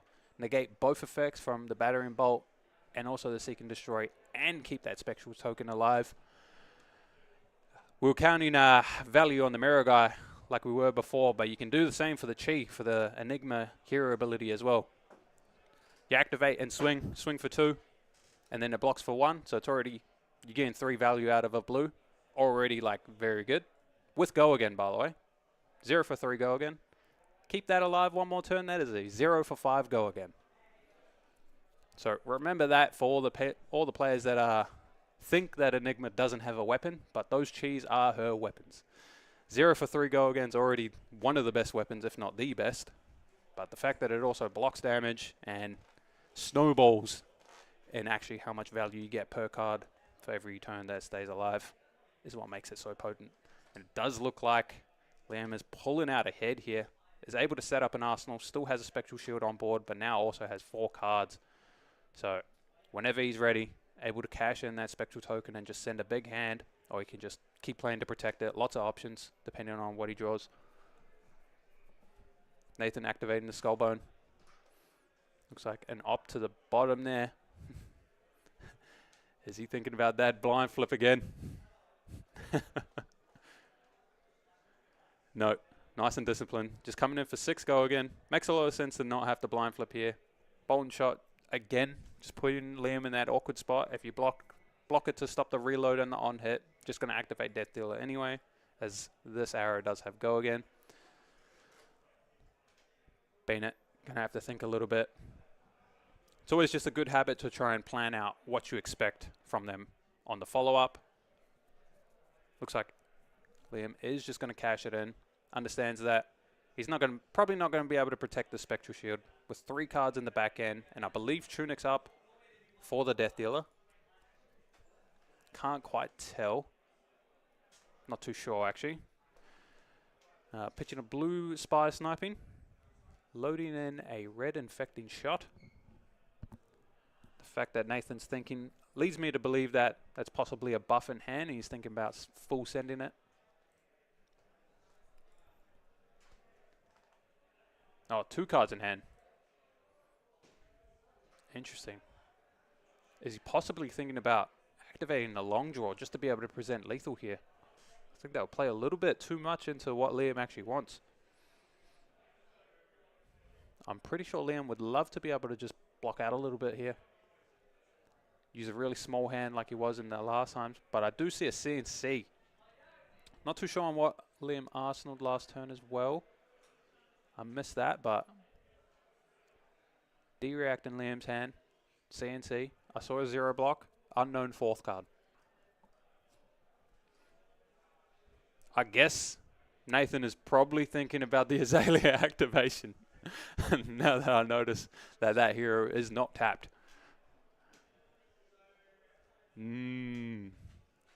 Got to check out the odds. Do the math. Check the percentages. What's the over-under on hitting an arrow on top? How many are out of your deck comparatively to your non-attacks out of your deck? Only seen 1 Codex. Have we shuffled? We've shuffled a couple times with Nox and such. Hey, going for the blind. Come on. Not bad. Not amazing, but not bad. Hopefully he has another arrow to be able to load into. Oh, looks like a Murkmire and a Codex in his hand. So it looks like he loaded in hopes of trying to find a buff effect. Oh, activated Azalea, sorry. in hopes to find a buff effect so he could end on that Codex of Frailty. 2 floating though does mean he could be able to grab back a large arrow, potentially battering bolt, which would present the most amount of damage. Lots of tokens on the side of Liam though now. And then, yep, loads in that Codex of Frailty. Gonna have to discard that last card. There's got to be like an Xbox achievement when Rainbow Outsiders tokens get put on your opponent. Frailty, Blood Rot, and Inertia. Achievement unlocked. Nathan is going to choose the battering bolt. Interesting decision. 2 ponders in the back as well. So the discard does not matter at all. But coming in for 6. 6, and there is a Blood Rot, so technically this is lethal. On hit is pretty annoying, especially for these decks that do run a lot of instants and, well, non-action cards. So let's see how Liam wants to navigate through this. Blocking 7 here with the CNC and the sink below. Choosing not to sink. Likes his hand. Blood Rot, Frailty, and Inertia all going to be pretty annoying. And Nathan's just going to use the double ponder Arsenal card. And looks like, ooh, we have a double Transcend here. I do know that other card in his hand is a Mirror Guy, so. Yeah, just got the natty. So Liam just not going to be able to swing for lethal. I think it is because of the frailties as well. Mirror Guy for 7, and then Spectral for 1. So it's going to be 8 all up instead of 10. So it's just off lethal either way. But the question is, can you even swing with that second Spectral? Now you think about it, I don't think you can, because then your Mirror Guy's going to die to this Blood Rot. And yeah, Frailty working on weapons. All these ward attacks are technically weapons thanks to that Cosmos ability on Enigma's weapon. Coming in for 7. Yeah, I love it when they just motion it. Pay it here. Give it to me, mate. And is going to be paying for that Blood Rot. But we got that question again. Can you kill the Mirror Guy? Back over to Nathan. Skullbone to start the turn off. Opt. Believe that was an amplifying on top. If you got 4 buffs, that's a decent hit. Decent. Leaves it on top. Activates Azalea. No, there was an endless arrow. Show us the 4 buffs. 4 of a kind, 1 time. Oh, I believe it was. That's a Rain Razor's last card.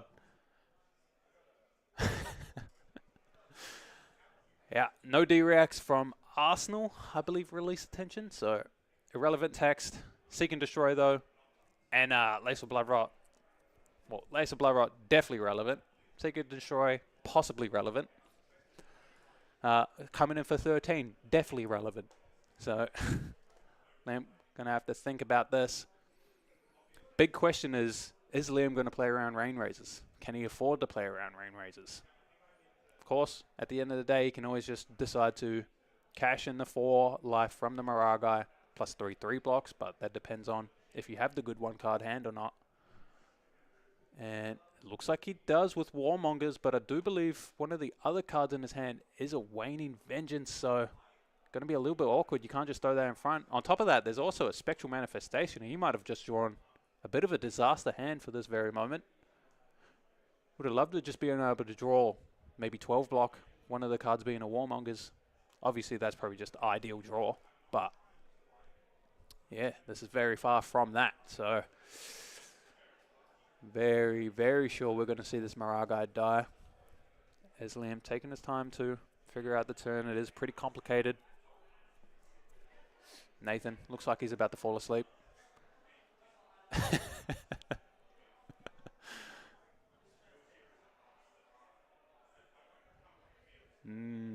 You'd love to be able to keep the Warmongers, but that long draw is just going to negate it anyway, so probably better off used as a 3-block anyway.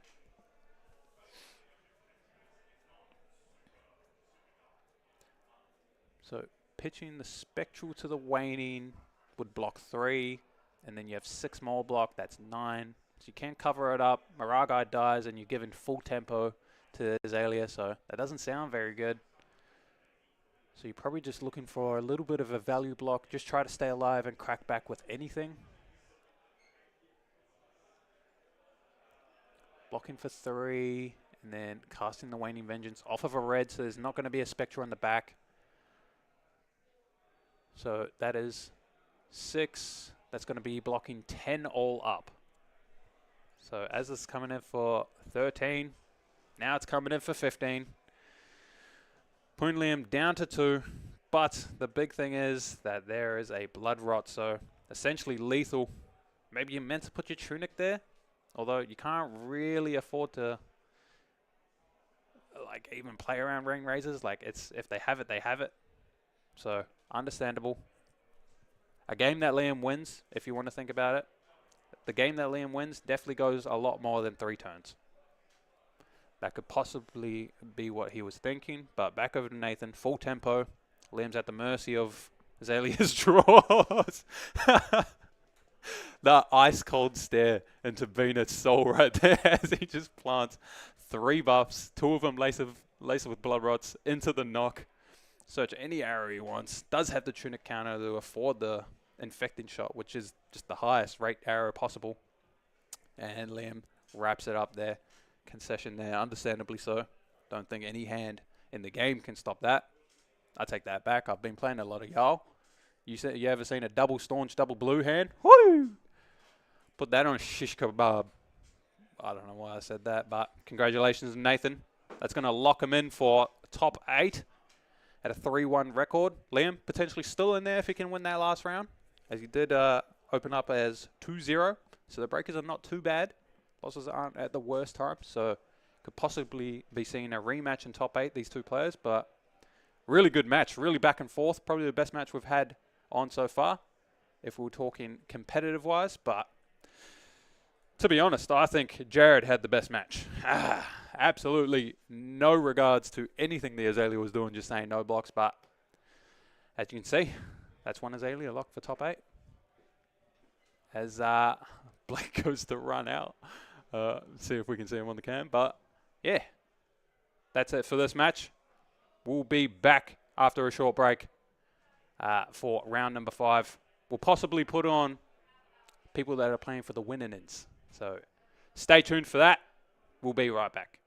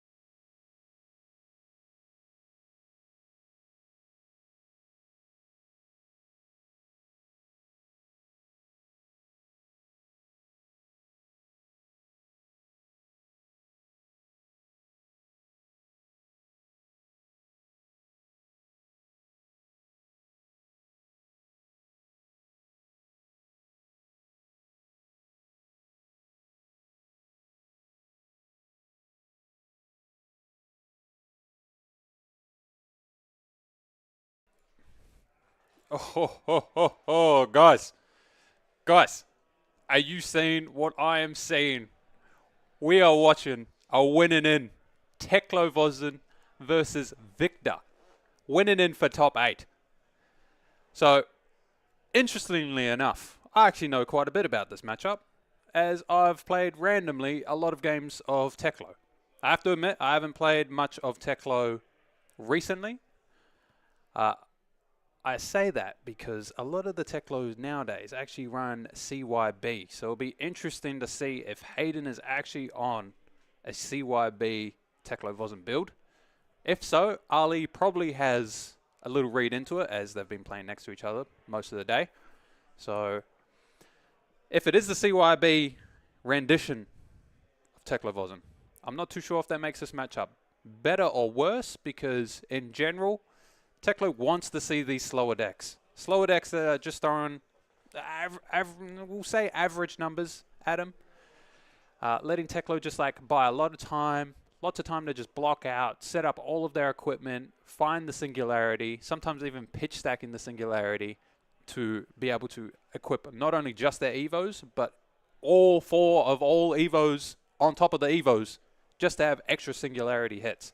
So, yeah, there is a definitely big emphasis on this is Teklo Vozen's game to lose.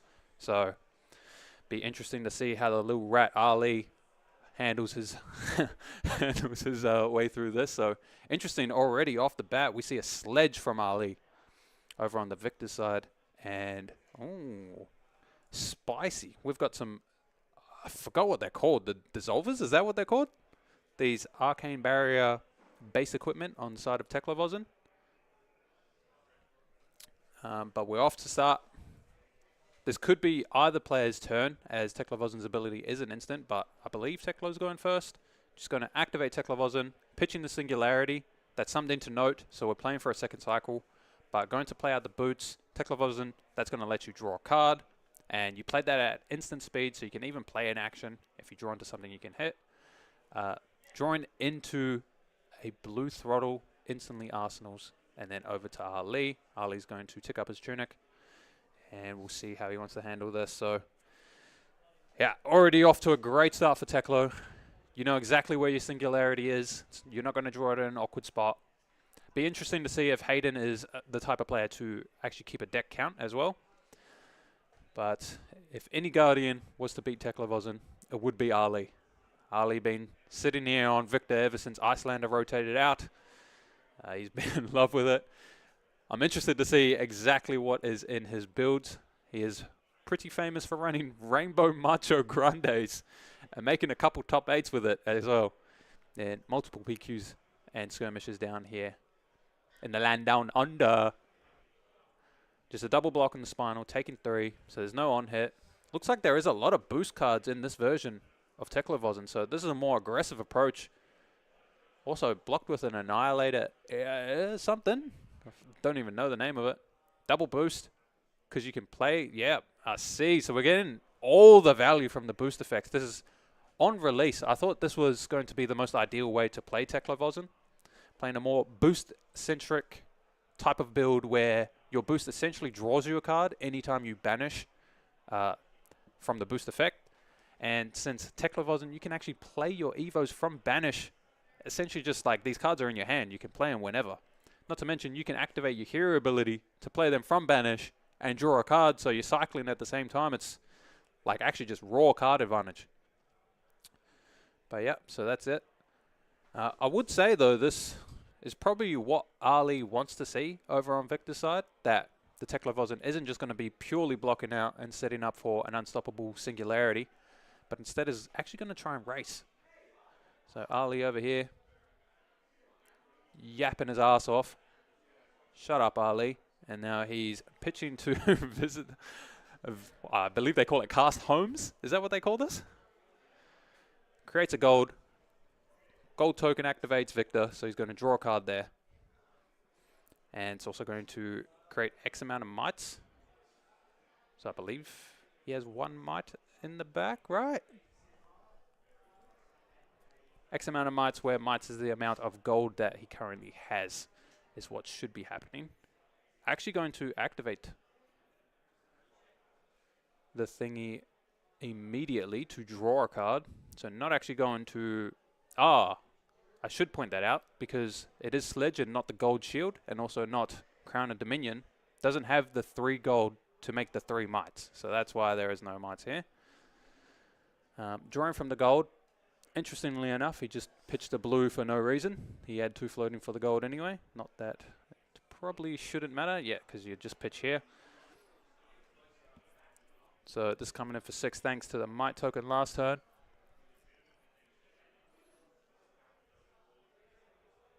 And now we are coming in. 6 go again. It's going to be blocked. Oh, lots of red boost cards.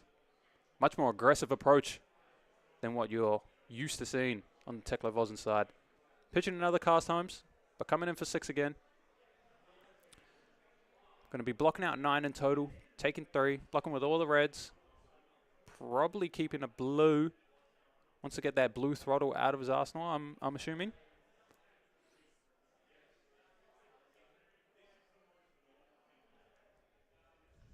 Is that a blue or is that a yellow? I believe that's a blue. Boosting away a non-Evo. Unlucky. Can't hit them all. 1 floating. Don't believe you can activate the leveler yet. You do need 2 Evos for the cost reduction mode. Then it'll be coming in for 1 cost 2. Classic test of strength. Whiffing. So just the 4 block. But it is going to deal with the damage nicely. Ali probably feeling like he's in a good spot here.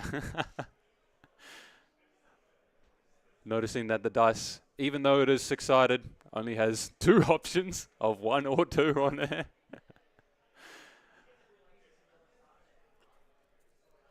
And was going to lead off with Rouse.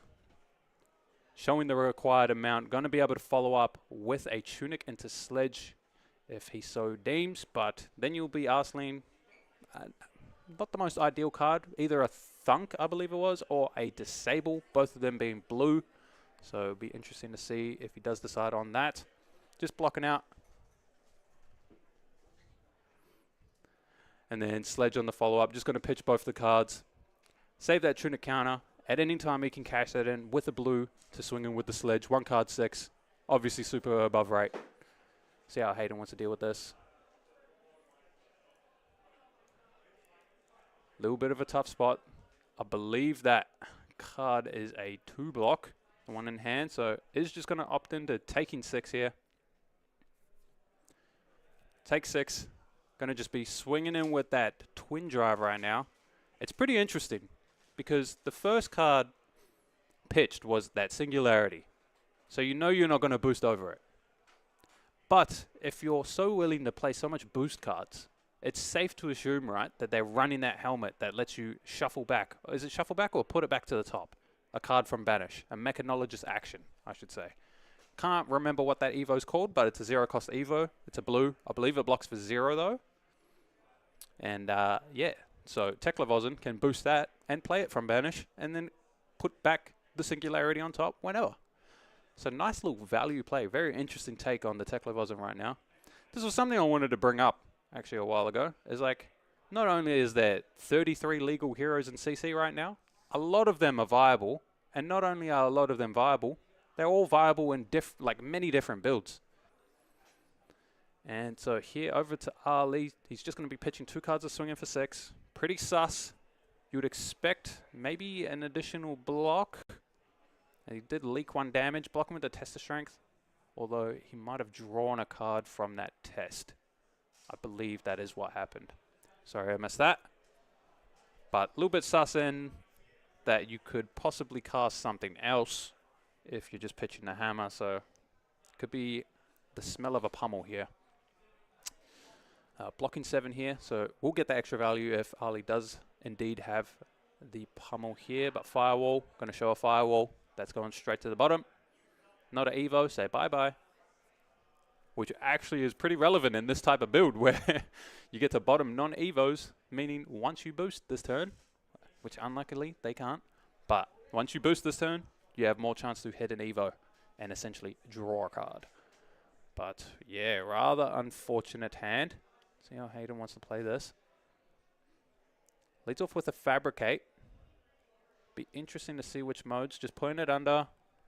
Don't have the resources to do much else with it, so just going to move to Arsenal, that Terminator tank, I believe it was. And over to Ali's turn. Ali, obviously happy to see that. A 1-card 0, essentially, so really rough for Hayden. 5 go again on the E-Strike. Exactly what you want to see. If your opponent stumbles, you want some go again attacks on the side of Victor, so got exactly that. 27 to 37 right now. Ali putting on the pressure. And then follows up with a CNC.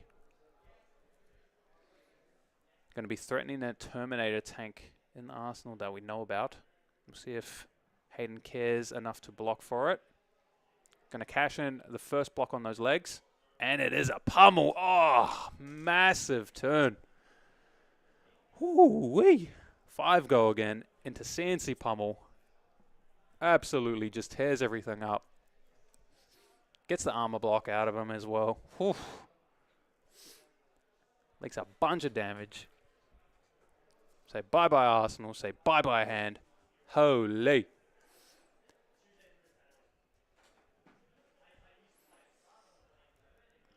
Ali doing exactly what he needs to. Has probably played the matchup before. But back over to Hayden. See if they want to actually boost the 0 to 60. Makes a lot of sense if they do want to. Just get the opportunity to essentially draw the card off of the boost. Although the go again will be wasted. There's that headpiece I was referring to before. Evo something. But back over to Ali. The world is his oyster. 4 cards, no tunic up though. But 21 to 37. Lots of life to work with. You know the Singularity's not coming anytime soon. Just going to swing in with a Spinal. Going to straighten out those sleeves. If you guys were watching before I started talking again, you guys did get a live view of Ali re-sleeving his entire deck. As he got deck checked and Mark sleeves the little rat. But coming in for 9 here. Pretty funny that this on hit is actually relevant here as well.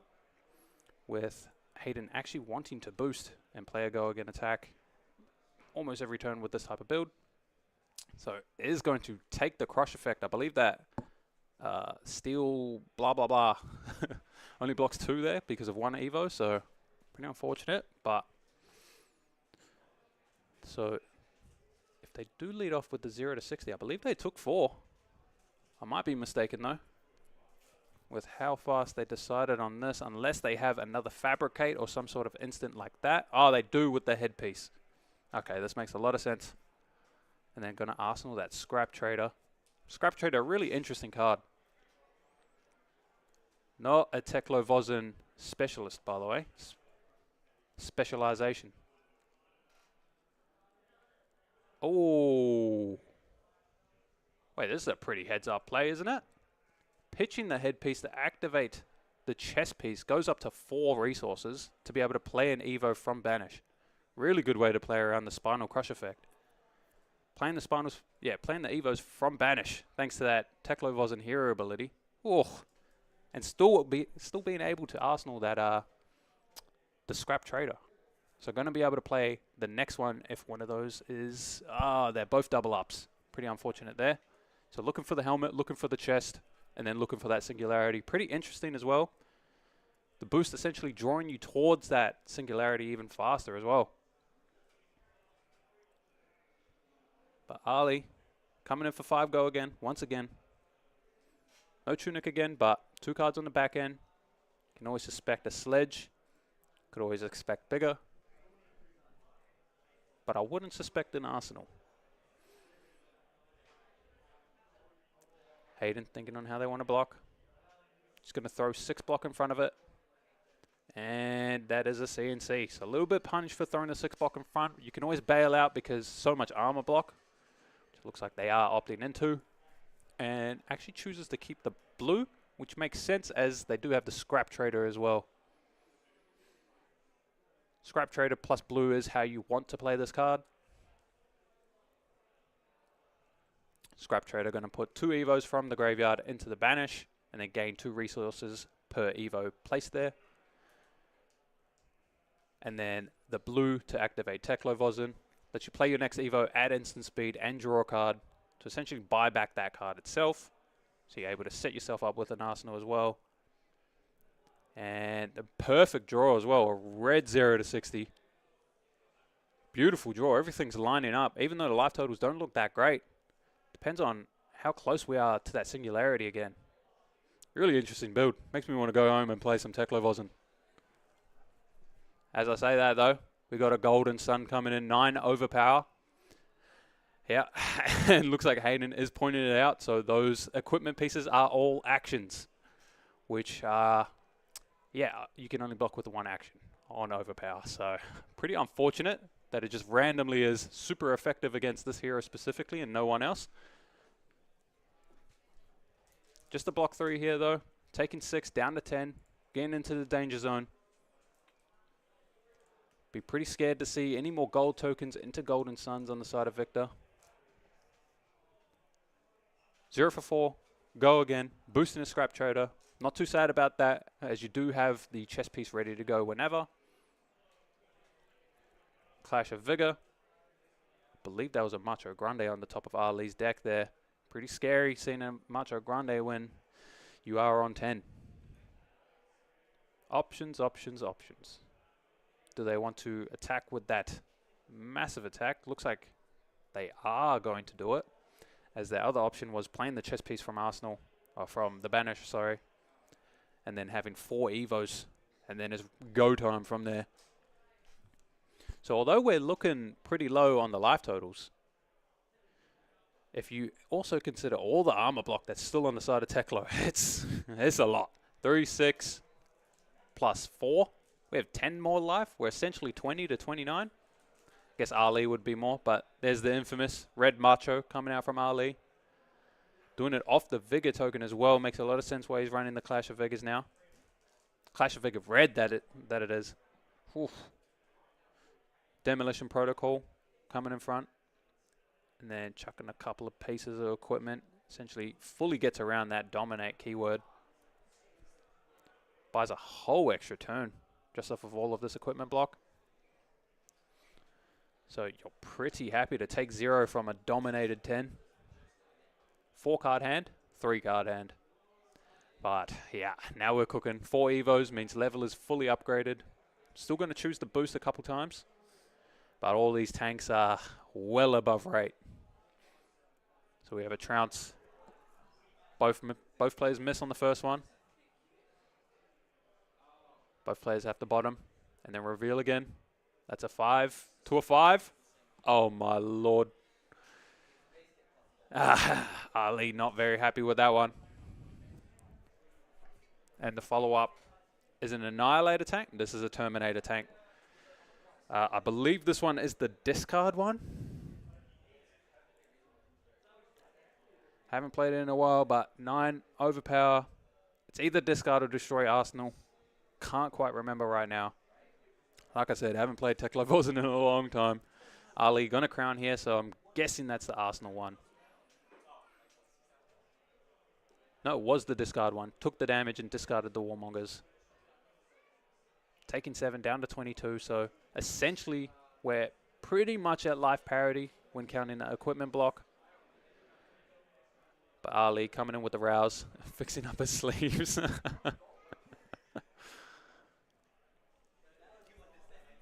We must be coming up on that singularity pretty soon.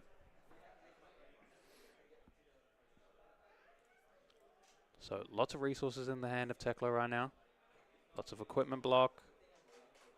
Lots of options. Powerful weapon at the ready. And of course still have like, even when your hands look pretty bricked like this, you can still just use these brick hands to re-equip all your equipment, you know? So is it really a brick? But looks like playing around a pummel here.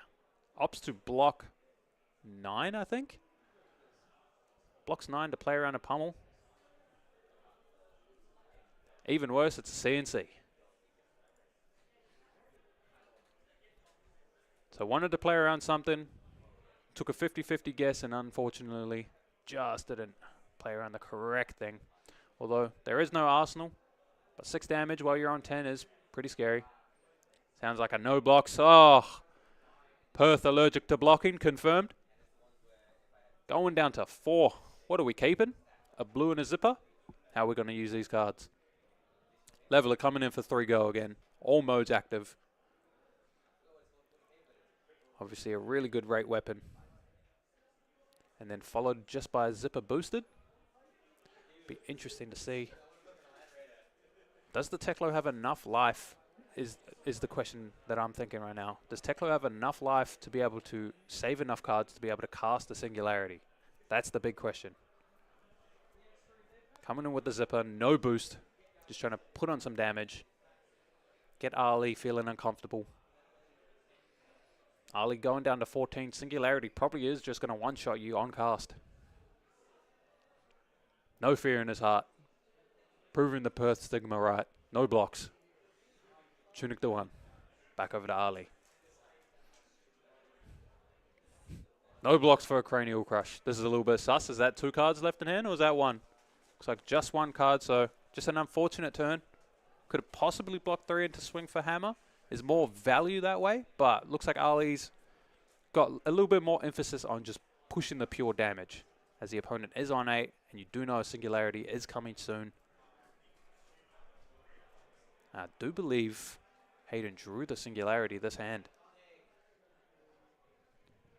But just like I said, you're not able to keep your whole hand. It doesn't look like there was enough blues to be able to cast a Singularity and do the thing you want. So understandably, just going to block out, preserve life, shoot back with the weapon. Threatening that go again. Like last turn, there was a zipper hit attack. Ali might be fearing for something similar this turn as well. Ali ain't fearing shit. He's just saying no blocks, take 3, down to 11. Arsenal's a Singularity, passes it over, and that is a blue Macho Grande. And that is 2 floating. That's sus.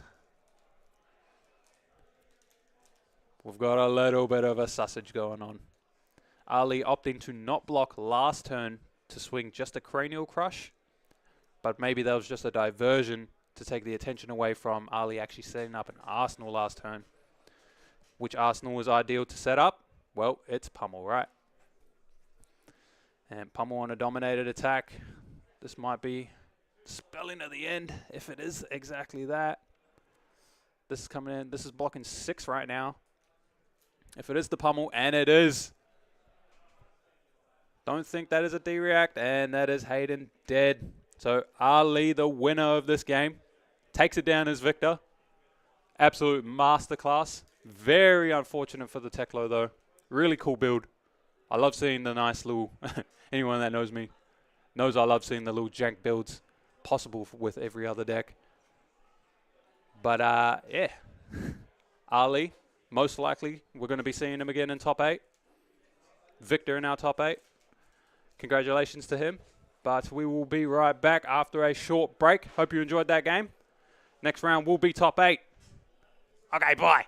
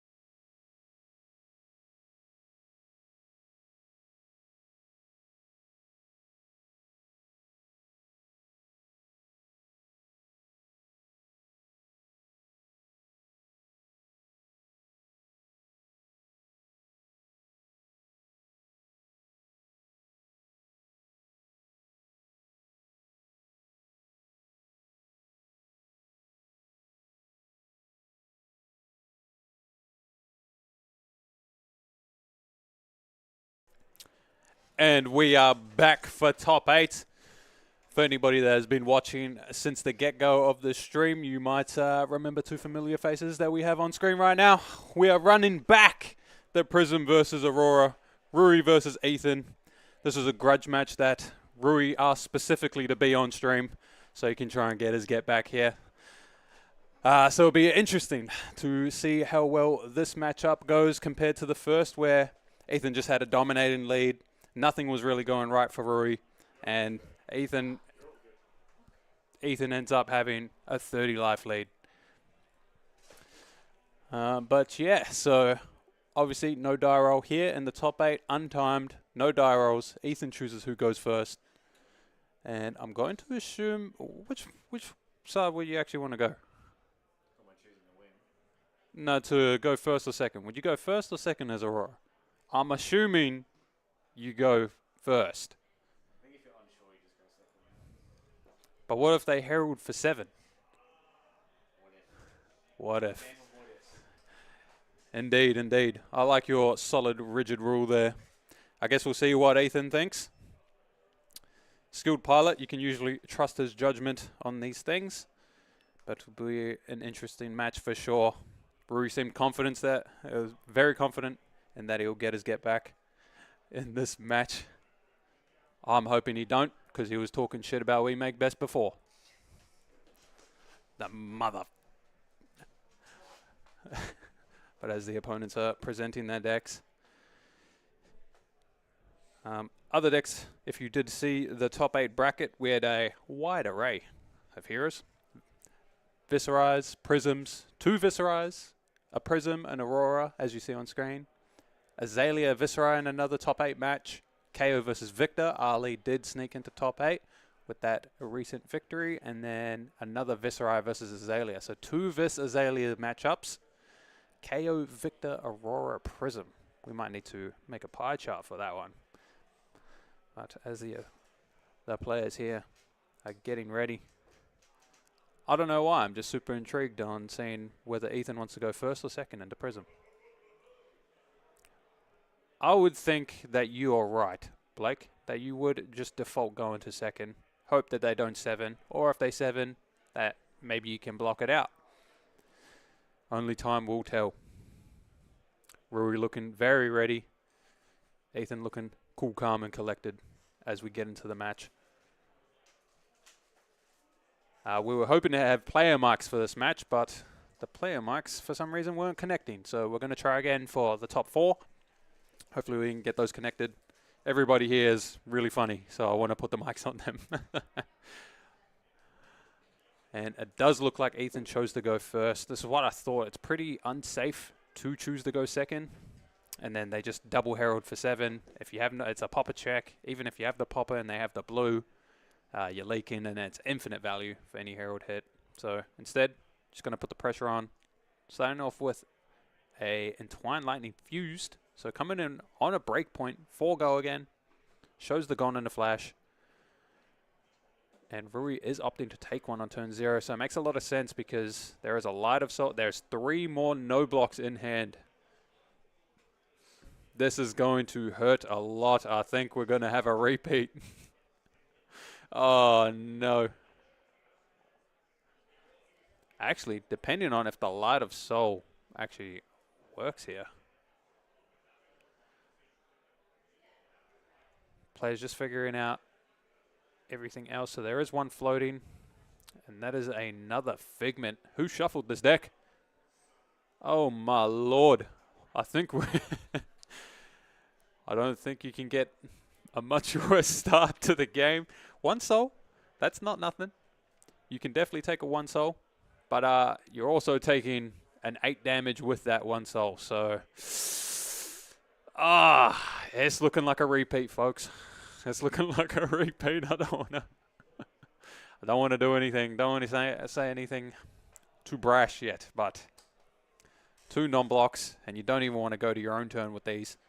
We did filter out that Figment on top, though, so be interesting to see what angle Rui wants to try salvage this game back from. Rui tanking here. Potentially thinking of... no, because he's got no Heralds to actually put into a soul to trigger Prism. Prism effect only triggering if you put a Herald into soul. So other possibilities, pitching to ward on your chess piece, but that just sounds atrocious. The time in this round, obviously untimed round, sorry, in the top 8, so players are allowed to take as long as they want.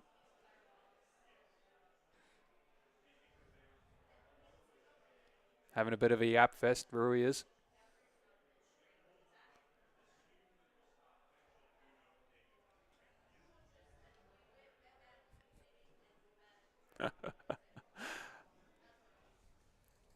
Oh, he is going to Halo.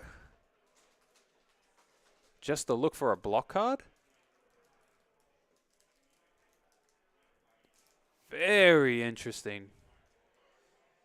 Just the block here and cycle out his hand a little bit. So not even going to deny the on hit. Trading his headpiece for 3 life essentially, but also a soul. Pretty interesting actually. This will be a really cool match if he can pull this one out. And if that was actually a key play to this whole thing. I don't think I've ever seen a play like this. I'm always intrigued. I like the credo. Be intrigued before disbelieving.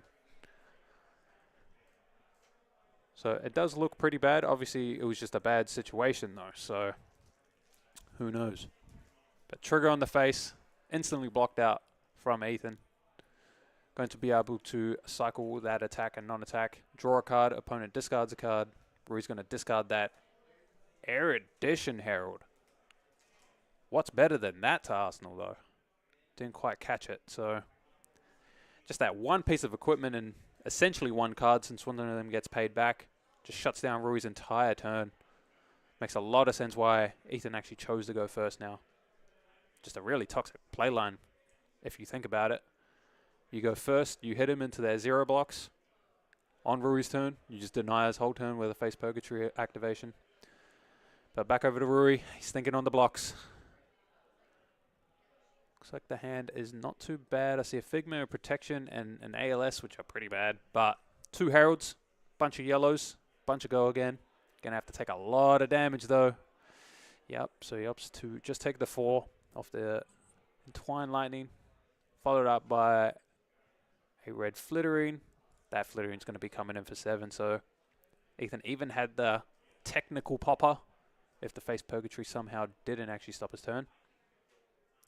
Would have been able to Lightning Press on one of the attacks. I believe it was a Lightning Surge that blocked with the Face Purgatory, and I can't remember what the non-attack was. So interesting. Rui opted to keep the red Wartune Herald over the Erudition Herald. Makes a lot of sense when you look at Ethan's equipment suite. That is a lot of block. Essentially, just the armor block could cover up Erudition Herald without any buffs. So makes a lot of sense. Rui's lines now. But coming in for 7, 1 floating. Going to strip the rest of the armor out of the Aurora. Fridge down, fridge down.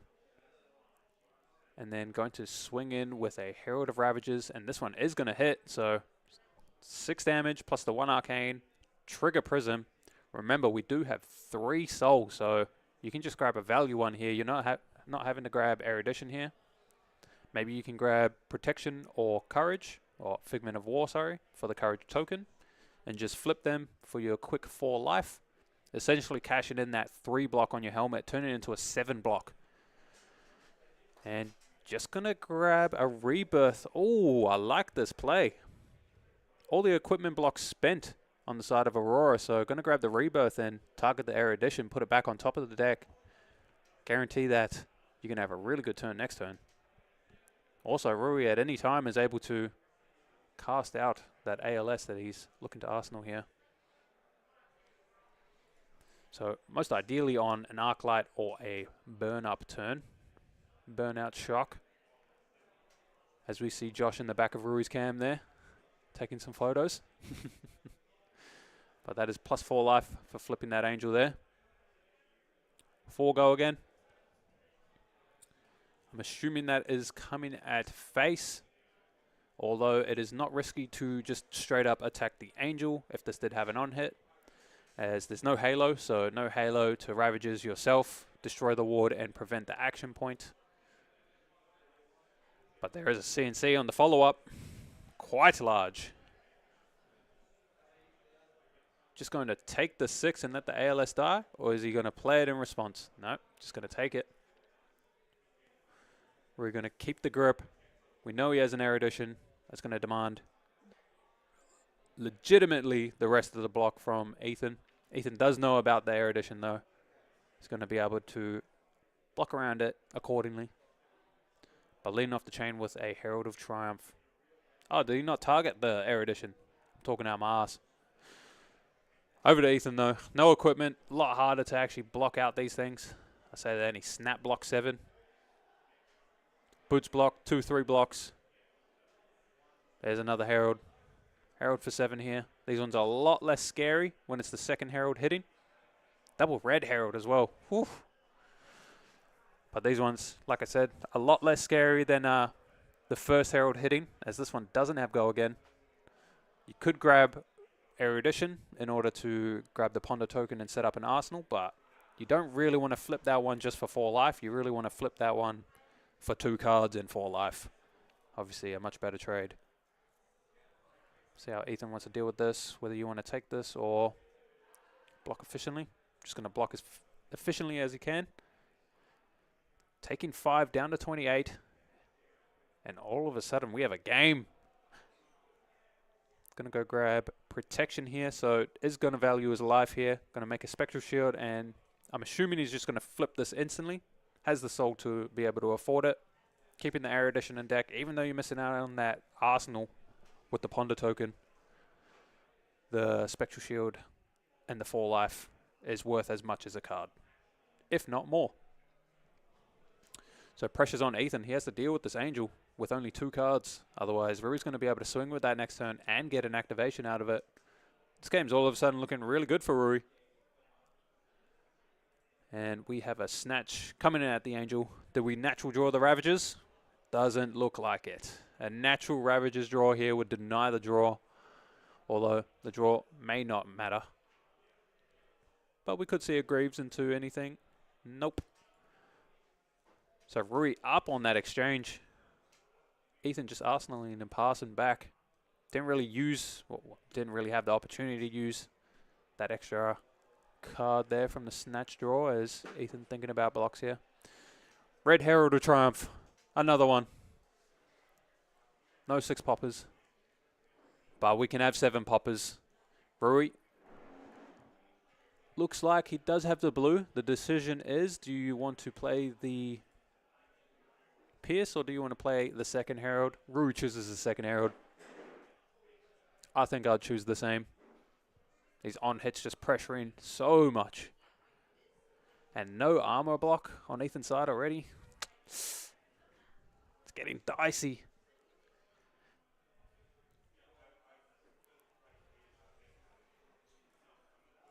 Ethan taking his time. This is a tough spot. Definitely going to need precise play if he is to be able to close out this game. Thinking on the armor block here. Only has 2 left. And you do know there's 2 eruditions left. He's happy to take it. Down to 22. Let's see which Figment Rui wants to grab now. Is he still going to just cash in the life? This time Ethan does have 3 cards, so this one's probably even a worse decision to grab Erudition here for an Arsenal target. Because, yeah, you're not going to be able to flip that one. Flip that one, that's definitely dying into the 3 cards. Whenever I'm against an Aurora, I just assume they can go 4-4 and then whatever. 4 damage per card, essentially. Maybe I'll give one of them a 3. Entwines, Rabbles, whatever. Surge, Snatch. Gone in a flash. Is going to opt in to grabbing that Erudition. It'll be interesting to see if Rui actually chooses to flip it.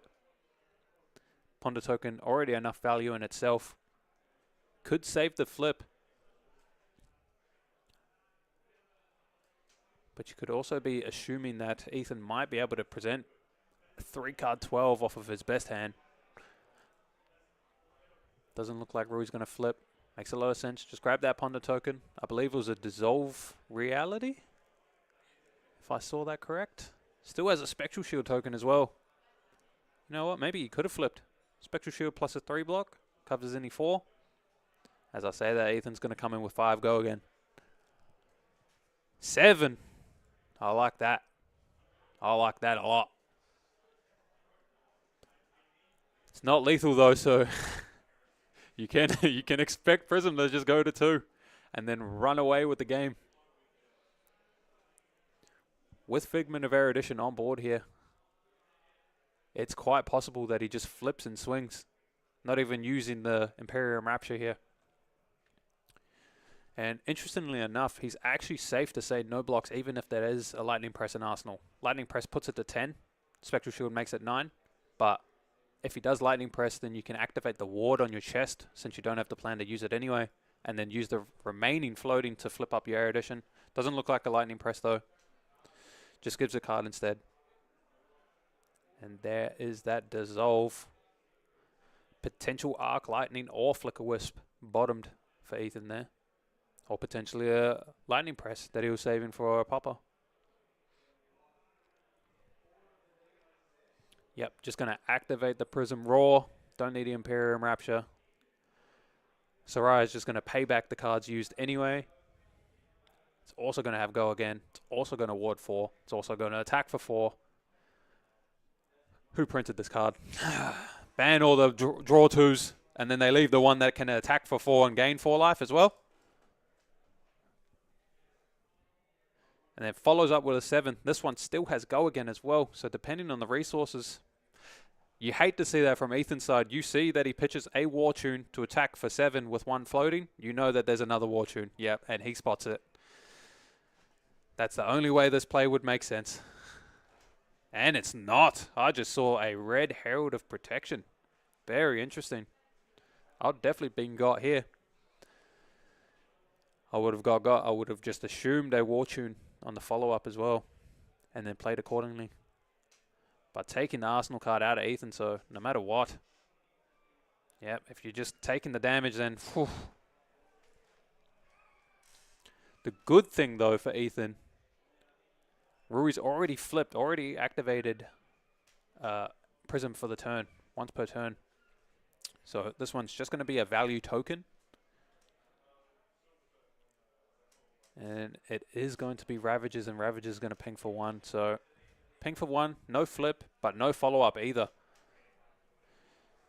So unfortunate that it's actually a red Herald of Protection, as if that was a yellow one, we would be able to swap his pitch around and follow up with a War Tune Herald there instead.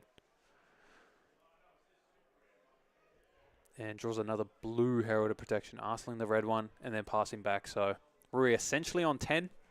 You could probably count a little bit more when looking at his equipment, but Ethan on a 4-card hand, opponent's at 6, pseudo 10. Ethan still has some equipment block as well. Not much, but still something. But let's see what he can do with 4 cards. This is your time to shine, though. Really needs to make something happen. Insane that Rui's clawing this back after the disaster turn 0. What a heads-up play, honestly. Ethan taking his time. Precise play is what's going to be needed to navigate through this really tough situation. And that is a Friar coming at face for 3. That is threatening the Soraya. Really looking like he wants to block. Wouldn't make sense. You really want to cash in that Soraya for 4 ward, not just 3. So Ethan probably also happy with the exchange. Getting a card out of Prism, very nice. That means if they go Herald, they're going to have no cards left, assuming that the Soraya does die this turn. The scary thing, though, comes when Rui decides to block with Phantasmals. Starfall coming in for 2, so if 3 was not worth it for Soraya, 2 is even worse. See how Rui wants to deal with this, but the possibilities of Phantasmal blocks off of a blue, 2 floating to flip Ravages into end step. Rui's actually got a lot more life than what it looks like on the phone there. What are we thinking on blocks? Both players going to need to be able to predict what the opponent's going to play and play around it. It looks like there's a shock in Ethan's hand, and he opted to not play it at the start. Very interesting sequencing. He does this a lot. He swings with things in a way and in an order that he knows that your opponent's going to block, that the opponent's going to block him. And then he saves these like bombs for at the end. He can really drag you into these really awkward spots. So now he's going to play this and just try and trade it with Soraya. But AB from a blue. And just going to make a lightning token. So a pretty unfortunate turn, actually. I think Ethan was expecting a follow-up on that triumph from last turn. Because that Sigil of Suffering could have actually killed the Soraya in Rui's turn if Rui had tapped out or anything. But since Rui had floating, he would have just AB'd. Very unfortunate for Ethan, but going over to Rui's turn, he's got the soul, so he's cashing it in. So even though that turn 0 helm pop was like almost impossible to actually do, Rui pulls it off and he's cashed it in for 2 cards. And look at the spot he's found himself in. Ethan down to 6. Rui's going to get his get back. What the hell? And that is a protection for 7. Go again. Even if you pop this, a blue is gonna be attacking with second after anyway. Oh, such a rough spot. No soul though, so no arcane from the second. That is the Figment of Ravage's flipped names, if I recall correctly. Looks like 4 block. And then a sigil. This is going to kill one of the angels. Let's find out which one Rui wants to cash in. It is also 8 block. But with that Wrath in hand, Rui's going to be able to get this over the top. He's going to cash in the second. Yeah, it makes a lot of sense since this Wrath's going to push this protection over the top, creates a Spectral Shield, goes to Soul. If he's able to keep that Soraya alive one more turn, he's going to draw another 2 cards. This card has already drawn him 4. Dealt 8 damage. Like, this is better than Mirror Guy. Like, miles better than Mirror Guy.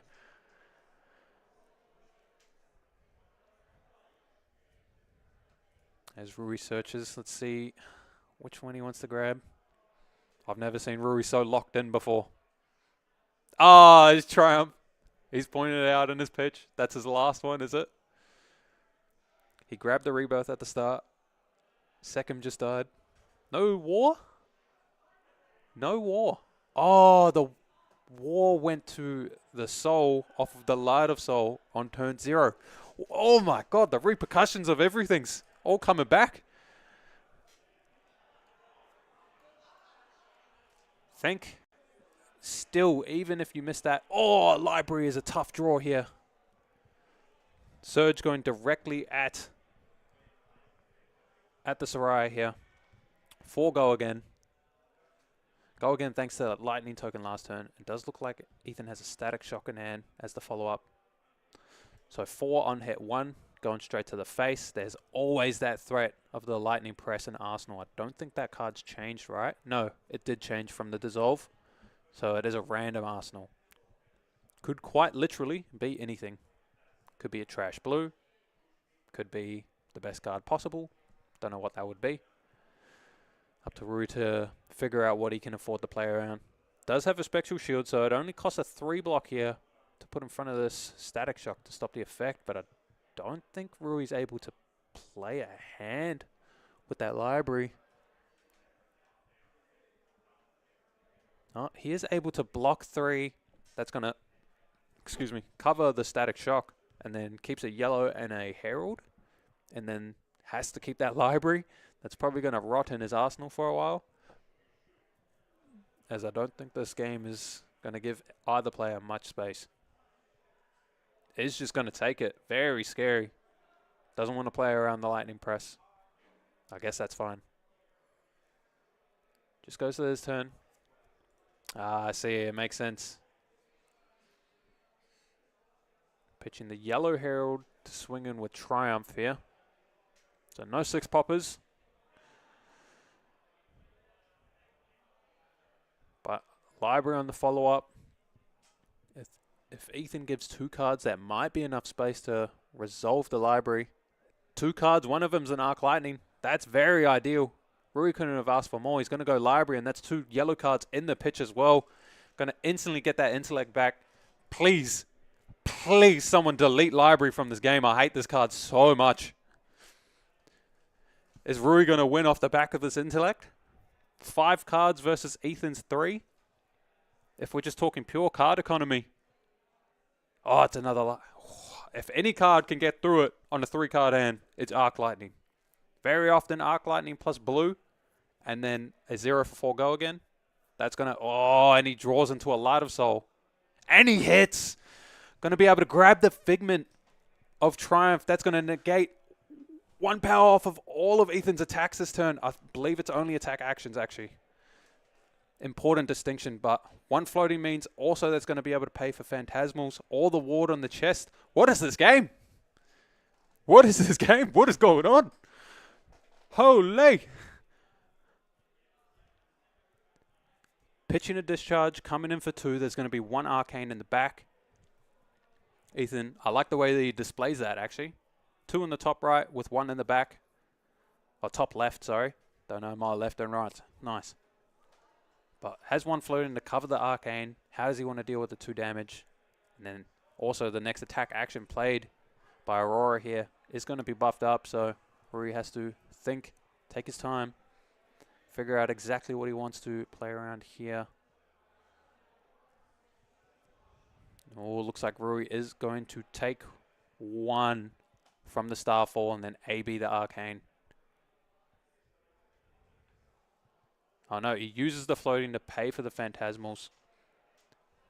And then pitches another blue. So if Ethan doesn't follow up, he's just going to flip the Angel. If Ethan does follow up, I mean, he can still flip the Angel to block it as well. I think Rui's in a really good spot. We're on Popper or Bust for Ethan here. Going to flip the Figment. Flipping the Figment does give priority back to Ethan though.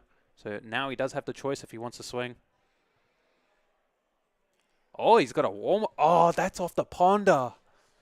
That's a hit. Prism doesn't care. Like it's a hit for Prism here.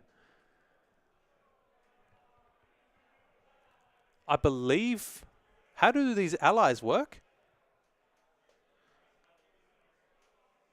Oh, it has go again. From the Arc Lightning, it is going to ping. What is this? Alright, yeah, you're going to have to take your time, Rui. What a weird spot. So you can AB here and go down to 2 cards, but it does look like Rui's just going to cash that in. I'm not too sure how it actually works with Warmongers. If you name war, can you attack with an ally? If anybody in chat actually knows, please hit me up. I don't even know if you can. Because it's a non-weapon, right? And it's not an attack. The action is to attack. But nonetheless, coming in with, I believe, a red War Tune. How many red heralds is this? It's the Popper check. And with the Popper check, it's the reprimand check. Also,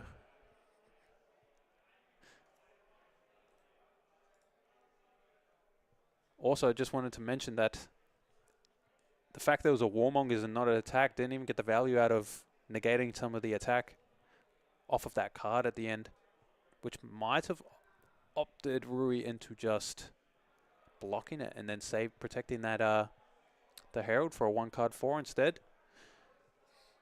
Although I do think Rui is in a nice situation here. So this is going to be interesting. How's Rui...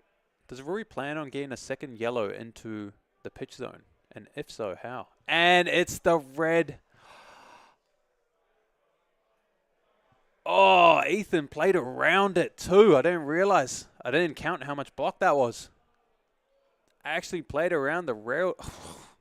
Heads up play. What is this? One card hand from Ethan though. You can only expect a snatch. Snatch will demand 2 cards. There's no more figments either.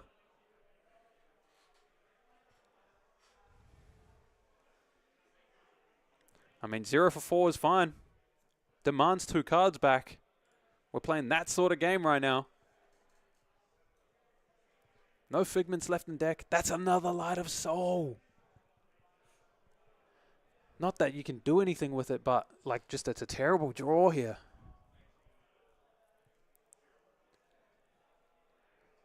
So just got to determine which 2 heralds does he want to keep.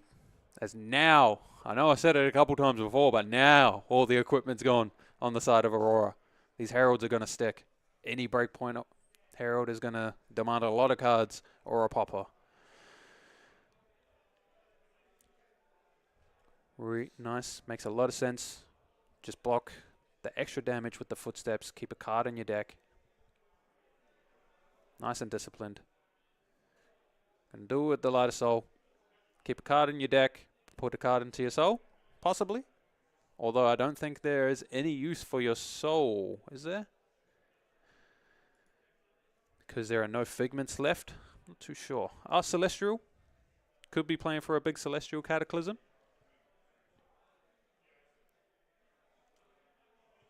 Oh, it's not a you may trigger. So you have to shuffle. I believe that's what Ruri figured out there by drawing. 2 cards though, and it's another breakpoint herald. No, that's a yellow. It's only 6. 3 point. Pop-up check first, and then 3 block check second. What you got, Ethan? I see 1 3 block in his hand, but I also saw a 0 block.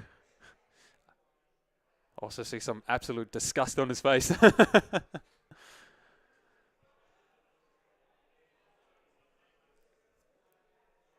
Just double checking everything. Oh, I see a 2 block flittering charge. Discharge. Oh, there's 2 0 blocks. And then only 1 3 block. I think. Oh, there's a sigil. Ah, what a game. What the hell. Rui with the win there. Did anybody else just see what I saw there? Anybody else just watch that game? Rui had 3 0 blocks on turn 0. Popped helmet to not put a herald to draw a 3 block. And that ended up winning the game. Look, I ain't trying to glaze, especially Rui. This motherfucker talks so much shit. But well played. Well played. A well-deserved top 4. Very unfortunate for Ethan.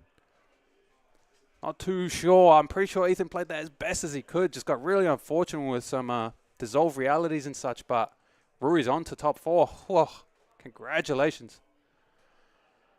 Rui will be facing either an Azalea or a Viserai. There's definitely one that he would rather verse over the other. If you know, you know. But, yeah. I guess we will go into a break now. And we'll go check on the other matches. And we'll be right back. Hopefully in not too long. But, yeah. We'll be out. Be back.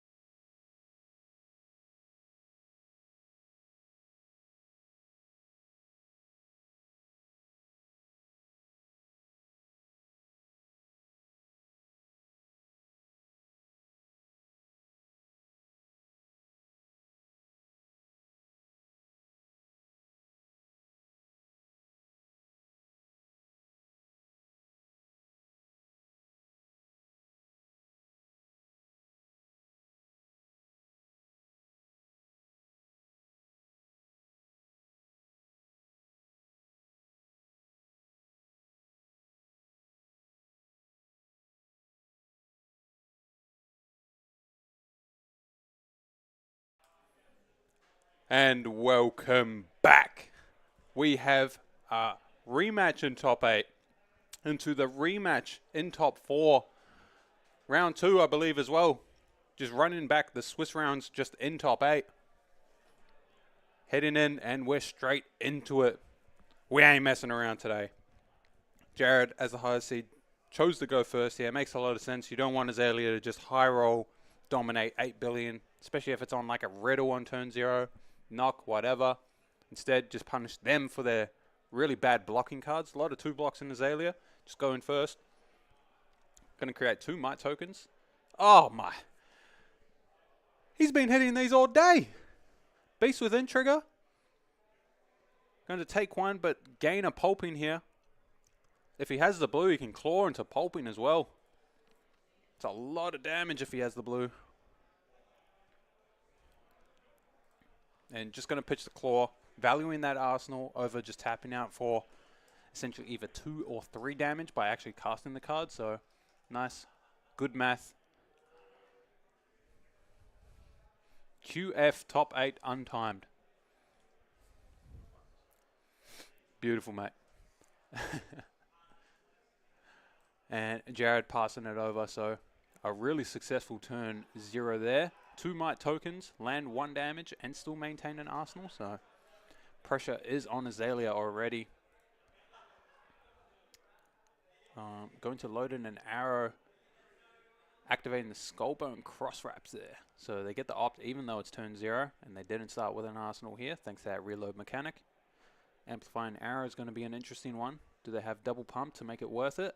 Otherwise, I believe 2 pumps do make this on rate. No, above rate for a yellow, as essentially it is a 0 for 4 on 2 pumps. So yeah, above rate as it is a yellow, you would expect the yellow to come in for 0 for 3. Amplifying arrow, really cool design, especially for a yellow card. Jared thinking of blocks, yeah, Bob. You don't even have to ask if Jared's thinking about blocks. Yeah, just the hand signals, the facial expressions, the tapping of the screen. Just impeccable, mate. Top tier KO gameplay here. So over to Jared here. Has a blood rot, doesn't care. Just thinking on how much damage can he deal. But the thing is, that was a really big turn from Azalea, if you were to be completely honest. Taking 10, also has the blood rot and maintains an arsenal there. So I believe that was an end step agility. Yeah, that was an end step agility, right?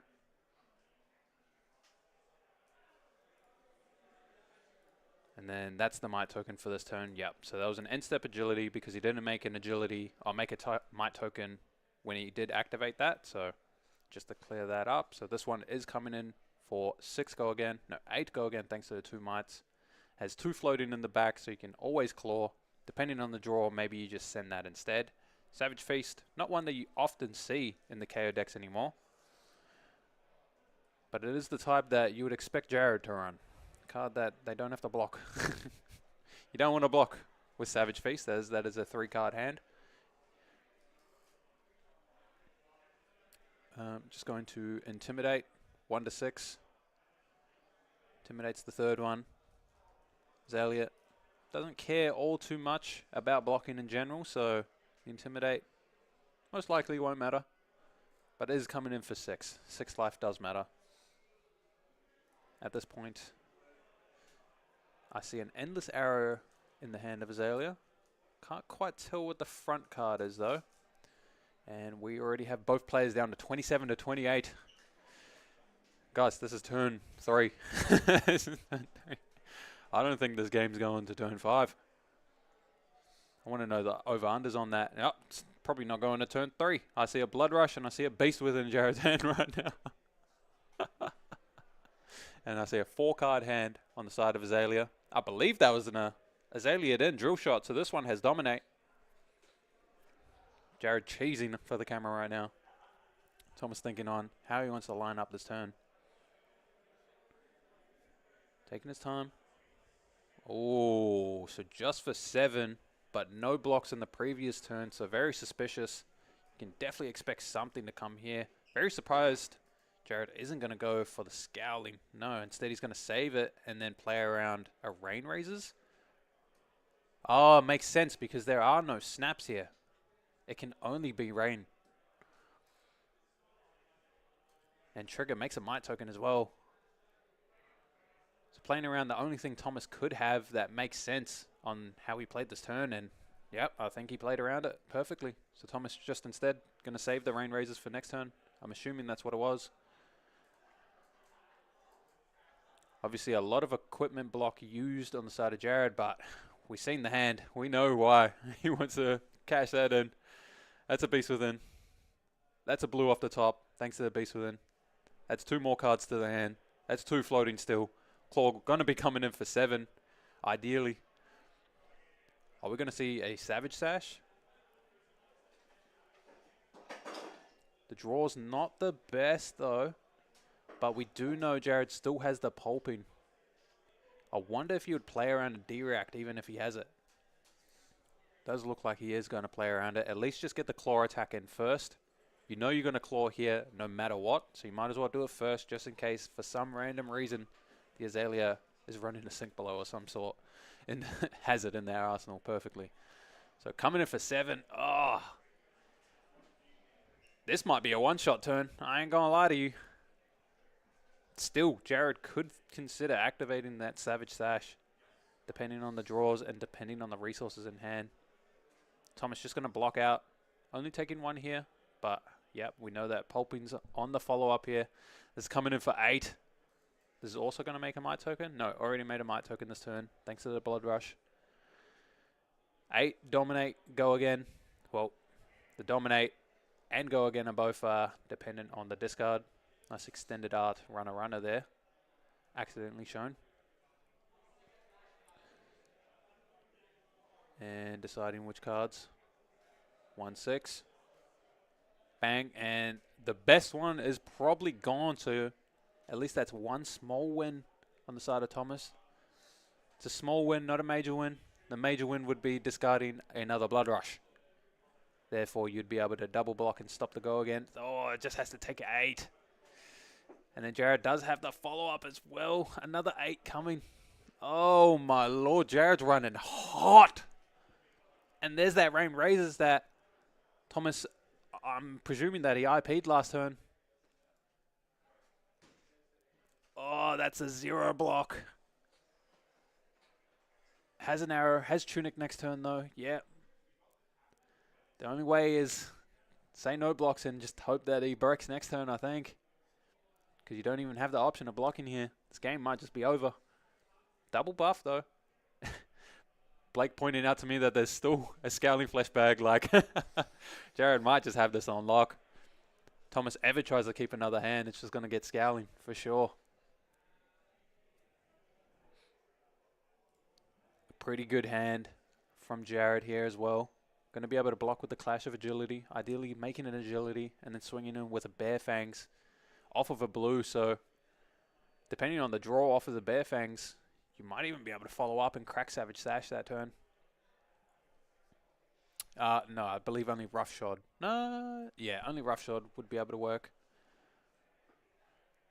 So it would just be Claw into Bare Fangs for 3 cards. Although that's probably worth it for a 3-card hand.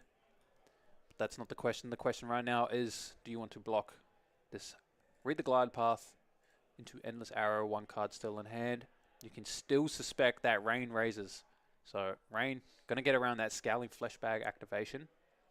If Jared so desires to try and play it. But yeah, you don't expect him to fall for it. Jared's not a dumb man as he proclaims the B. Blocking the 7. And there's that Rain Razors that he played around last turn. So you could have suspected it, but no need to give the extra block, and then Thomas just says no blocks and Arsenal's the card and doesn't have to IP anyway. He'll just be happy for the extra trade there. So Jared also happy. Also happy that he's going to be sending back a 2-card 9. If this hits, I say if, you do have, what, a 2%? Oh, if it hits! Tell me if it hits! And it hits, it hits! That's just the perfect Arsenal as well. To close out the game is going to be that pulping in a future turn. What the hell are these draws? What are these games? What is happening in this top 8? I'm just watching insanity back to back with insanity. I'm losing my shit. Holy. Yeah, tough spot. How is Thomas going to play around this? Could potentially triple block here. And then Azalea not really known for her one-card hands, though, is the thing. Oh, it does have the tunic, though, so just going to block. Block 2 cards. Is going to take 3 for it, down to 8. But back over to Thomas. Arsenal pulping. Yeah, and I see the blue drawn there in a reckless swing. So Azalea into a buff. That is a yellow Merkmire. Going to be able to cast both of these cards. And just going to shoot in for max damage. Knows he can't really... Doesn't really have the space to be able to try and keep another 5-card hand. So just going to try and put the pressure on him back. Although Jared is at such a life total, he can just say no blocks and use his whole hand under Remorseless and not even... Yeah, no. Don't ever question if Jared's going to block or not. Just don't ever ask yourself, I wonder if Jared's going to block. Because the answer is no. Has he blocked once? He blocked 2 cards last turn. I'll take that back. But, no. Jared's struggling here. Just double checking life totals.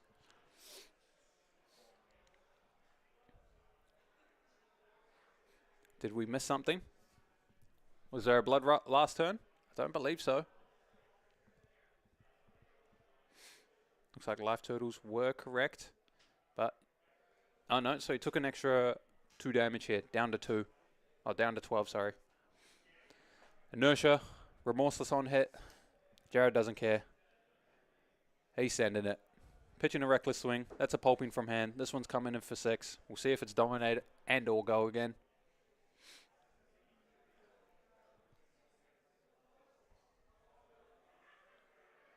Yeah, I was about to say, I believe Jared needs to draw a card first, and then there's a discard.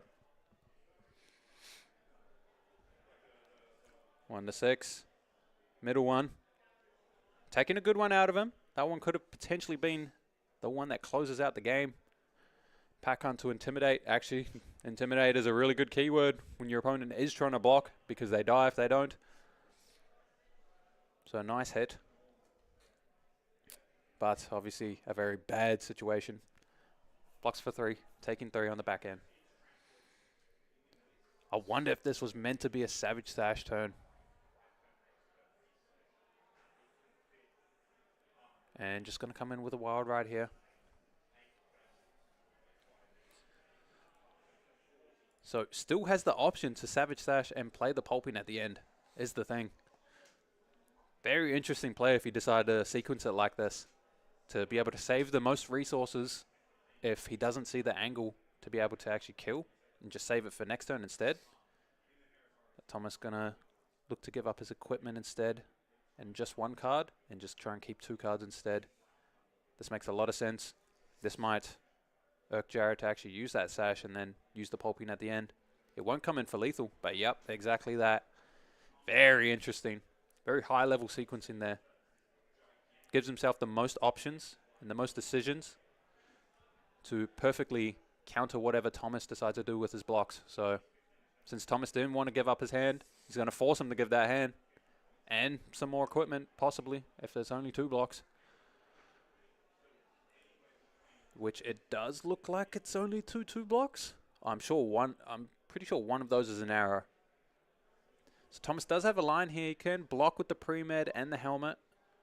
Use Tunic to load in Death Dealer, load in that Endless Arrow, and then swing for 4. But I guess you draw a card if you draw a buff. No, that's a drill shot.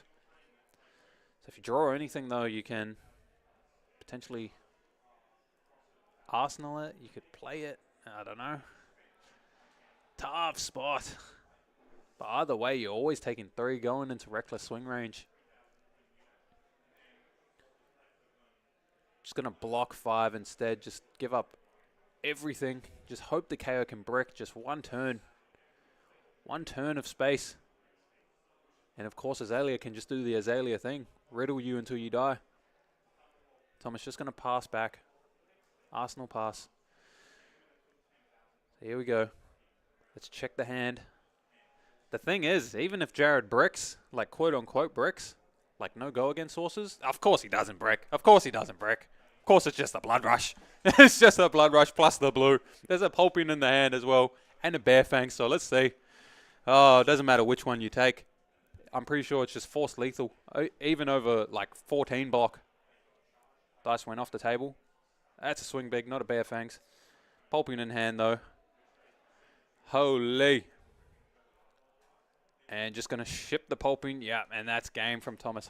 Oh my God. These games, that was just a absolute stomp.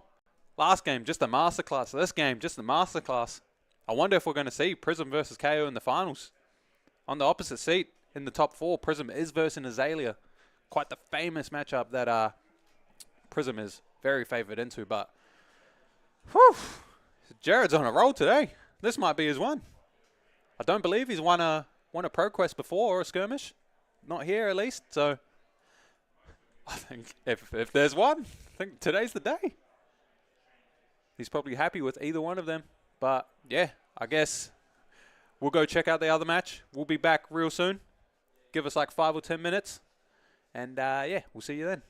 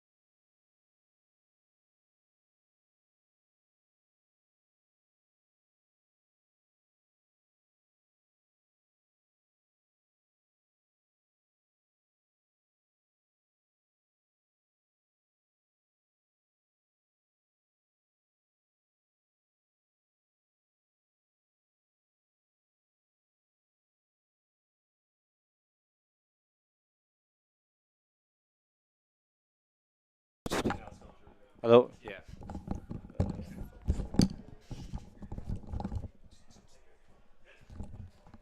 Hello. We back. Sorry.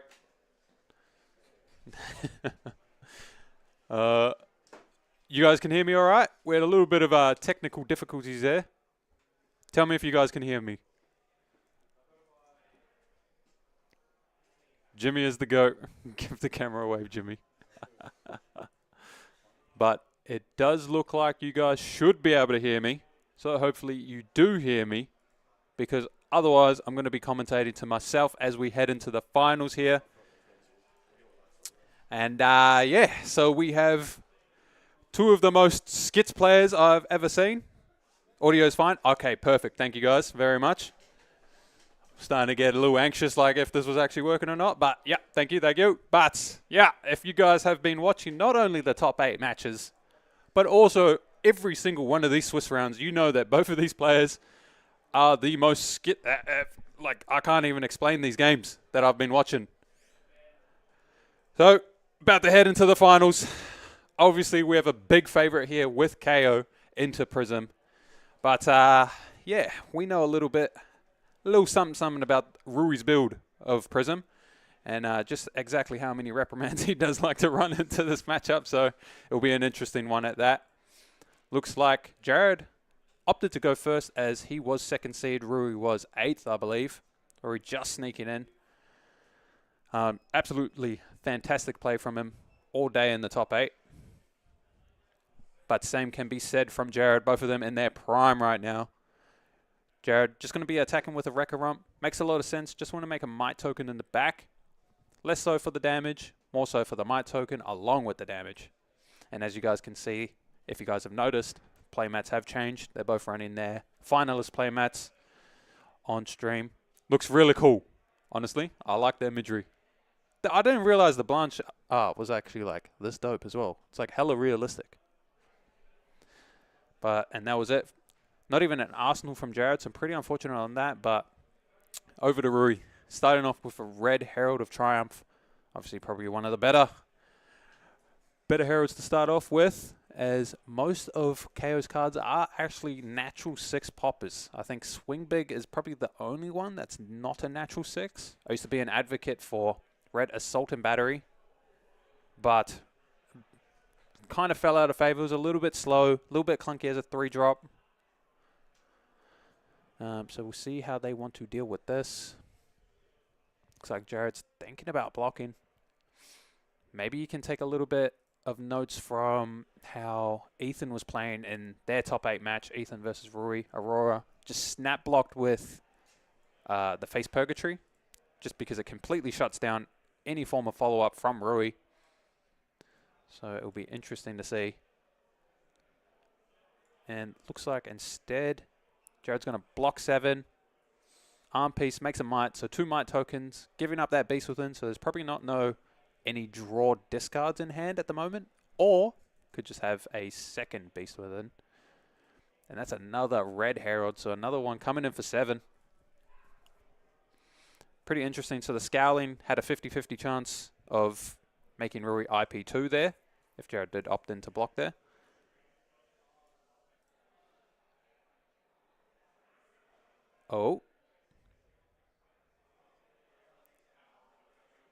Oh, no Might token. Good catch from Jimmy. So Herald of Triumph actually putting that attack, its power down to 5 before the Apex Bonebreaker triggers. I didn't even know that interaction. Good catch. That's why he's the judge, mate. Top dog, if you will. And then Jared just taking the 7 on the 2nd Herald. Makes sense. A lot less threatening when it's just going to be a Herald to end the turn and there's no follow-up after that attack, as only the first Herald per turn gets go again. So it's just going to be a Figment. If he flips, it's just 4 life, as opposed to 4 life, 4 damage, and all this other shenanigans. But, of course, given the Ponder token, we're looking for an Arsenal here. He's just going to sit on that Erudition until the time is right. When that time is, who knows? But it looks like it will be going back over to Jared after this Ponder triggers. See what he draws. And straight into the Arsenal. We're going to draw up and then pass it back over to Jared with that Might token about to pop. I see a Bare Fangs in hand. I also see a Wild Ride, and I see a blue card. Looks like he's going to try and set up that Wild Ride into the arsenal if possible. Obviously, you're going to have to fade the draw discard here. But if you can just set up a draw discard go again in your arsenal with the Savage Stash, you're probably going to be able to drop a pseudo Blood Rush turn with just those numbers alone. Combine that with an agility and you won't even need to roll anything. Like, you won't have to roll scabs. Potentially, you don't even need to roll scabs if you just draw another cheater. Savage Stash is just going to give him access to being able to swing 3 attacks off of a single blue and any other yellow or blue pitch. Going to let him attack with the claw in 1 turn. So we can see the game plan from Jared here, but we can see the game plan from Rui. 5-card hand on his side. Only 1 Figment in Soul. And starting off the turn with a War Tune Herald. Rui upped it into no blocks. Probably makes sense. Probably hard for... And there's the fucking... Jared just signals, no blocks, give it here. Just takes it. Probably, yeah, there's a Blood Rush. I see a Blood Rush, 2 Pulpings, a blue. I see a Savage Stash. I see a 1-shot. Rui's going to hope to God that he draws an ALS either like next turn or like right here somehow. Because I'm expecting a flip of the Erudition and a swing. But, whoo-wee. I don't think Jared has like chilled a single turn this entire tournament. Like from the get-go. Entered in 2nd seed, only losing a game to, I believe it was Ethan in the 5th round of Swiss. One that I think he was just messing around. He quoted to me as they wanted to go get food, but holy. Oh, I do see a library in Rui's hand right now. So that would indicate as to a clear reason as why he didn't want to block last turn, as you most likely want to play that instead. The earlier you play that, the more free intellect you get. So we'll see how Rui wants to follow up here. Going to pitch the Herald of Erudition. Yeah, going to cash in the Erudition soul, or the soul to the Erudition. Drawing 2 cards from Soraya. And they are not bad, not bad. So you can definitely follow up. Oh, actually interesting. Jared, of course, no blocks. The hand's nuts. We'll see how he wants to follow up.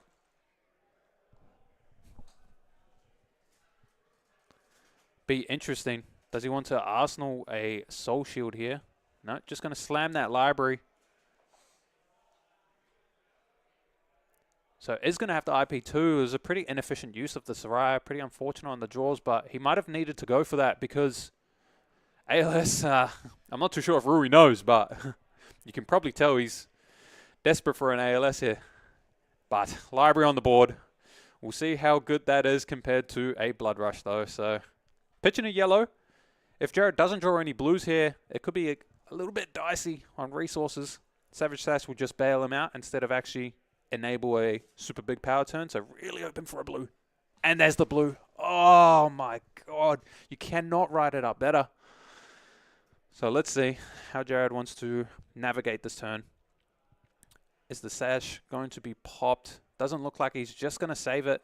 Although I think it is a guaranteed 3 attack turn if he does pop it. If he doesn't pop it, it's not guaranteed anymore. So this would be interesting.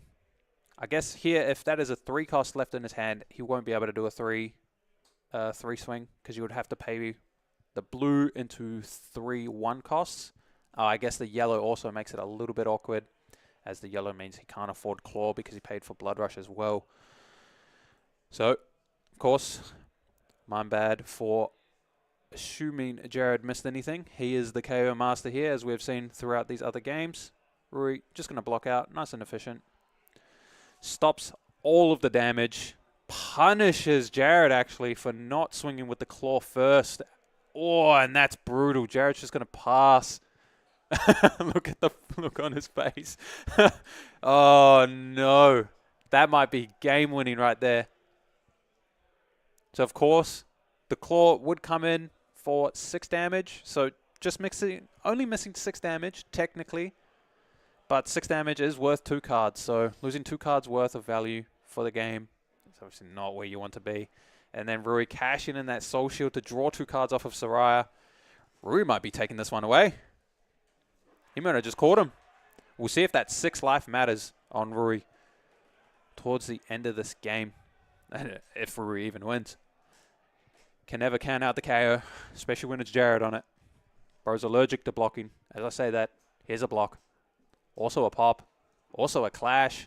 Does the clash still trigger? So that's going to make an agility. And then the pop is going to happen. It is on a defend trigger, isn't it? So it's similar to Fighting Spirit in a way.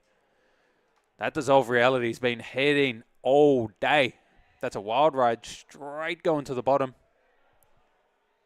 Say bye-bye, Arsenal.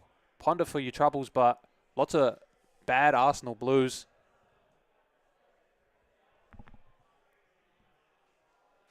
And it looks like, yep, also going to get that extra intellect off of the library. So, really big turn from Rui. Doesn't look like it on the life totals, but that's another Blood Rush. Oh, so that Dissolve Reality really hitting, as this would have been another nuts turn. So let's see.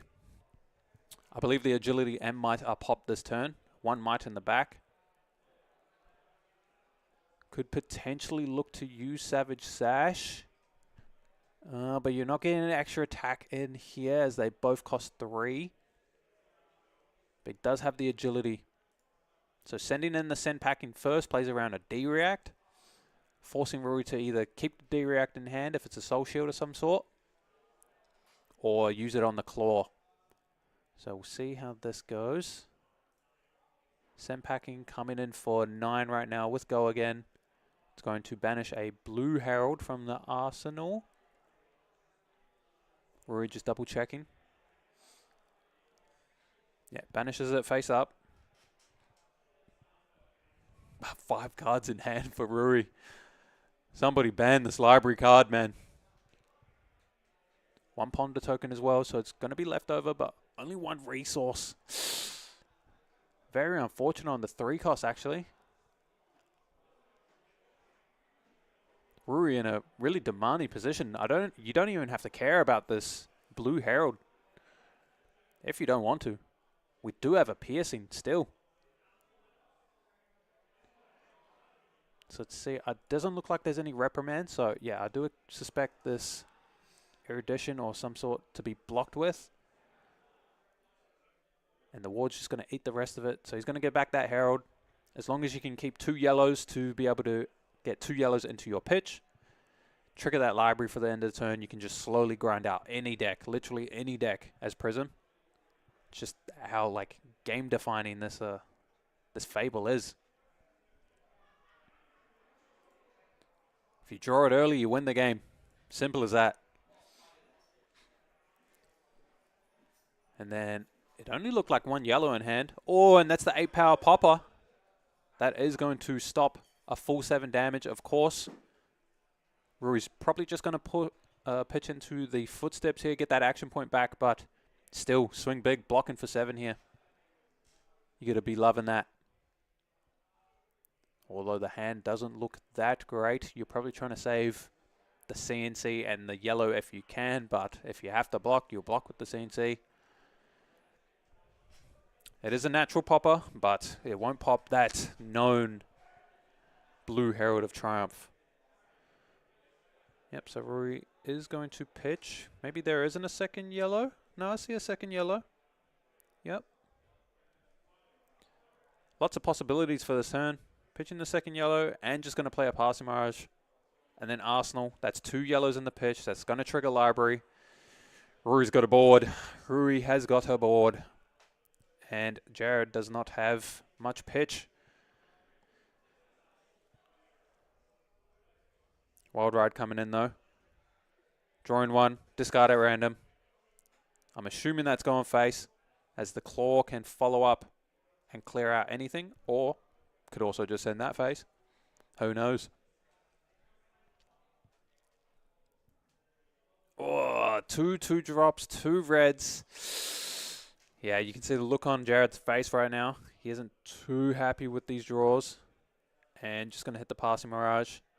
Keep the board clear. See if you can just grind out some poppers. But it's just library. It's just library. Okay. We draw the third swing big. Big popper is going to be able to stop anything. I love it when you call me Big Pop. Never mind. That's a Dreamweaver's activation into a Red Herald of Protection. This one's coming in for 9 as well, thanks to the Pierce. Oh, this is tough. See if Jared is going to be able to navigate out of this. This library is just going to drown him in card advantage, though. If you block this out, he's just going to swing another Herald and draw another 5. Rocking a hard place, rocking a hard place. Does still have access to 6 blocking equipment, though. 6 block plus 3. That does stop 7. Quick math. Shout out the Big Shack. But, yeah, what are you going to do on the follow-up is the question. So you can tell that's definitely what Jared's trying to figure out. What exactly is he going to do on the follow-up Herald, if anything? And if nothing, what is he going to do on the crackback? If anything on that as well, is it worth it? He deems it not worth it. Just going to block 9 here with the hand. Keep the equipment intact. Just be happy that Dreamweavers were used. Obviously not happy, but you take any form of advantage as you can.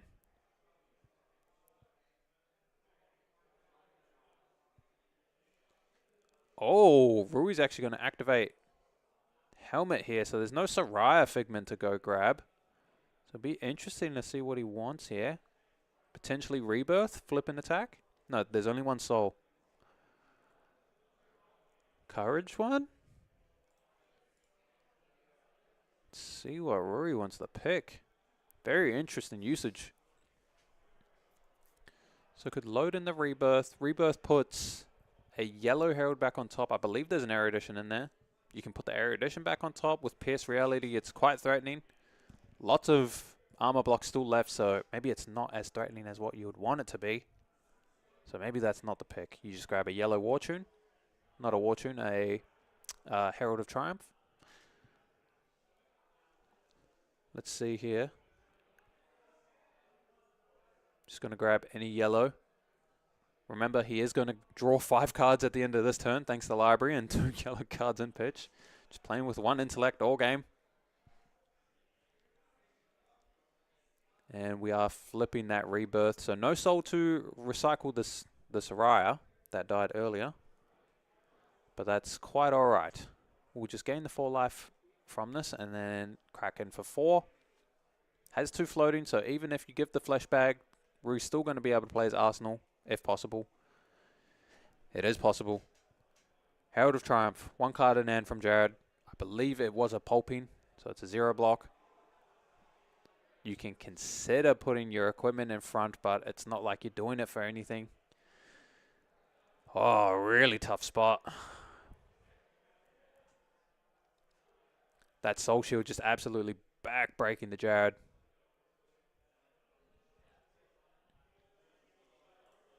Down to 10. We're having a dig. Potentially grabbing, yep. Garen the Figment of War, I believe. Yeah, Figment of War. Makes a Courage token. Next turn is, well, next Herald's going to be +3 now, thanks to Pierce and the Courage. And Jared's just instantly passing back. Rui's going to be drawing 5 cards at the end of that turn, thanks to the library. Still has a Figment of Rebirth flipped on board, Courage token on board, Pierce Reality on board, 6 cards in the grip. The world is your oyster, Rui. I see a Celestial Reprimand in hand as well. Show the 8 power popper, it doesn't matter. Again, repoed. Repo Man's in town.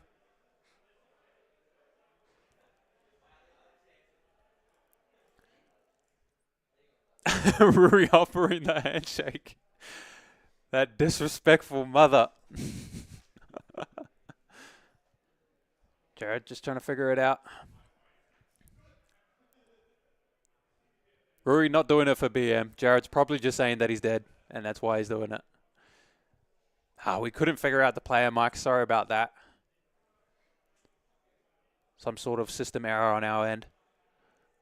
Hopefully we'll be having that sorted for our next stream, as the stream is soon coming to an end. As Jared just trying to figure out if there is any win con,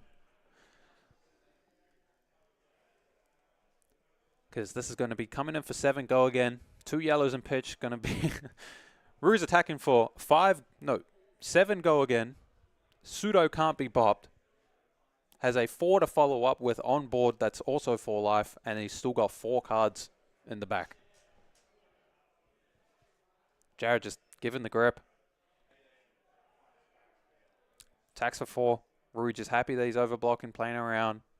Probably something like a Wrath here, but using that soul, going to cash in the Soraya. Oh. Have to admit, Rui's been on point in these top 8 games. Kind of just got steamrolled. I'm pretty sure he went 0-1 and then just didn't drop another game. He just needed the warm-up game, ladies and gent. And if you watched our round 1 stream. So Jared, famous for not blocking. Even right here, still not going to block.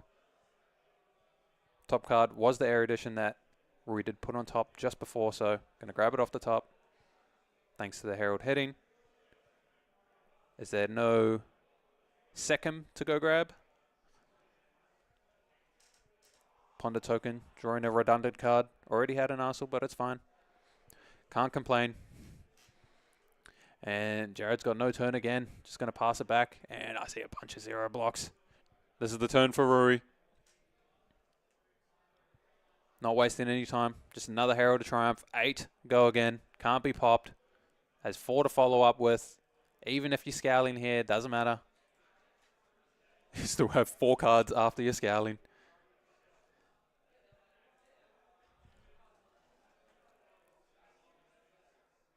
So that block should still be taking 1.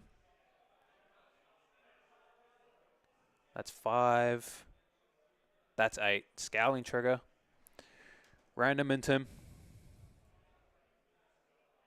Jared showing his hand of no blocks. Nice. And that's game. GG's. And Rui takes it down. Unbelievable. I'm pretty sure he went 0-1 and then didn't drop another game. And if you watch these top 8 games, if you witness these, I have to say, a masterclass. An actual masterclass. Oh, my Lord. Any prison player could watch these ones back, and you guys can use this for a little bit of studying, if you know what I mean. But congratulations to Rui. Takes down the last Pro Quest here in Perth. Our first official stream. He's never going to let this go. I can already hear him talking the most crap about us right now. Cheeky little rat, but yeah. Sweet. That's the end of the day.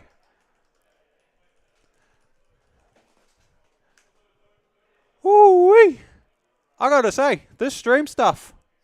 Shout out to everybody that does streams, right? Me and Blake just pretty much ran a 2-man on this stream. 8 hours straight. We were here 3 hours early setting up. Apparently that wasn't enough time. So our first 2 games were a bit scuffed. Oh, we have a gold foil opening. Hold on, Rui's doing a gold foil opening. Oh, Achilles is not bad when Dash.io is the best deck. That's a good hit. Damn, rewarded for his play as well. Holy. Insane. Rui got to be a happy man for that. Insane run. Also, props to Jared. Insane run from Jared. Awesome stream games from him on all of his games, honestly. Oh, but yeah. 1 man commentating, 1 man producing. Me and Blake are tired. We're going to call this. Thank you to everyone that tuned in. This was a load of fun. Lots of experience for us. Overall, just a really fun event, fun experience. And yeah,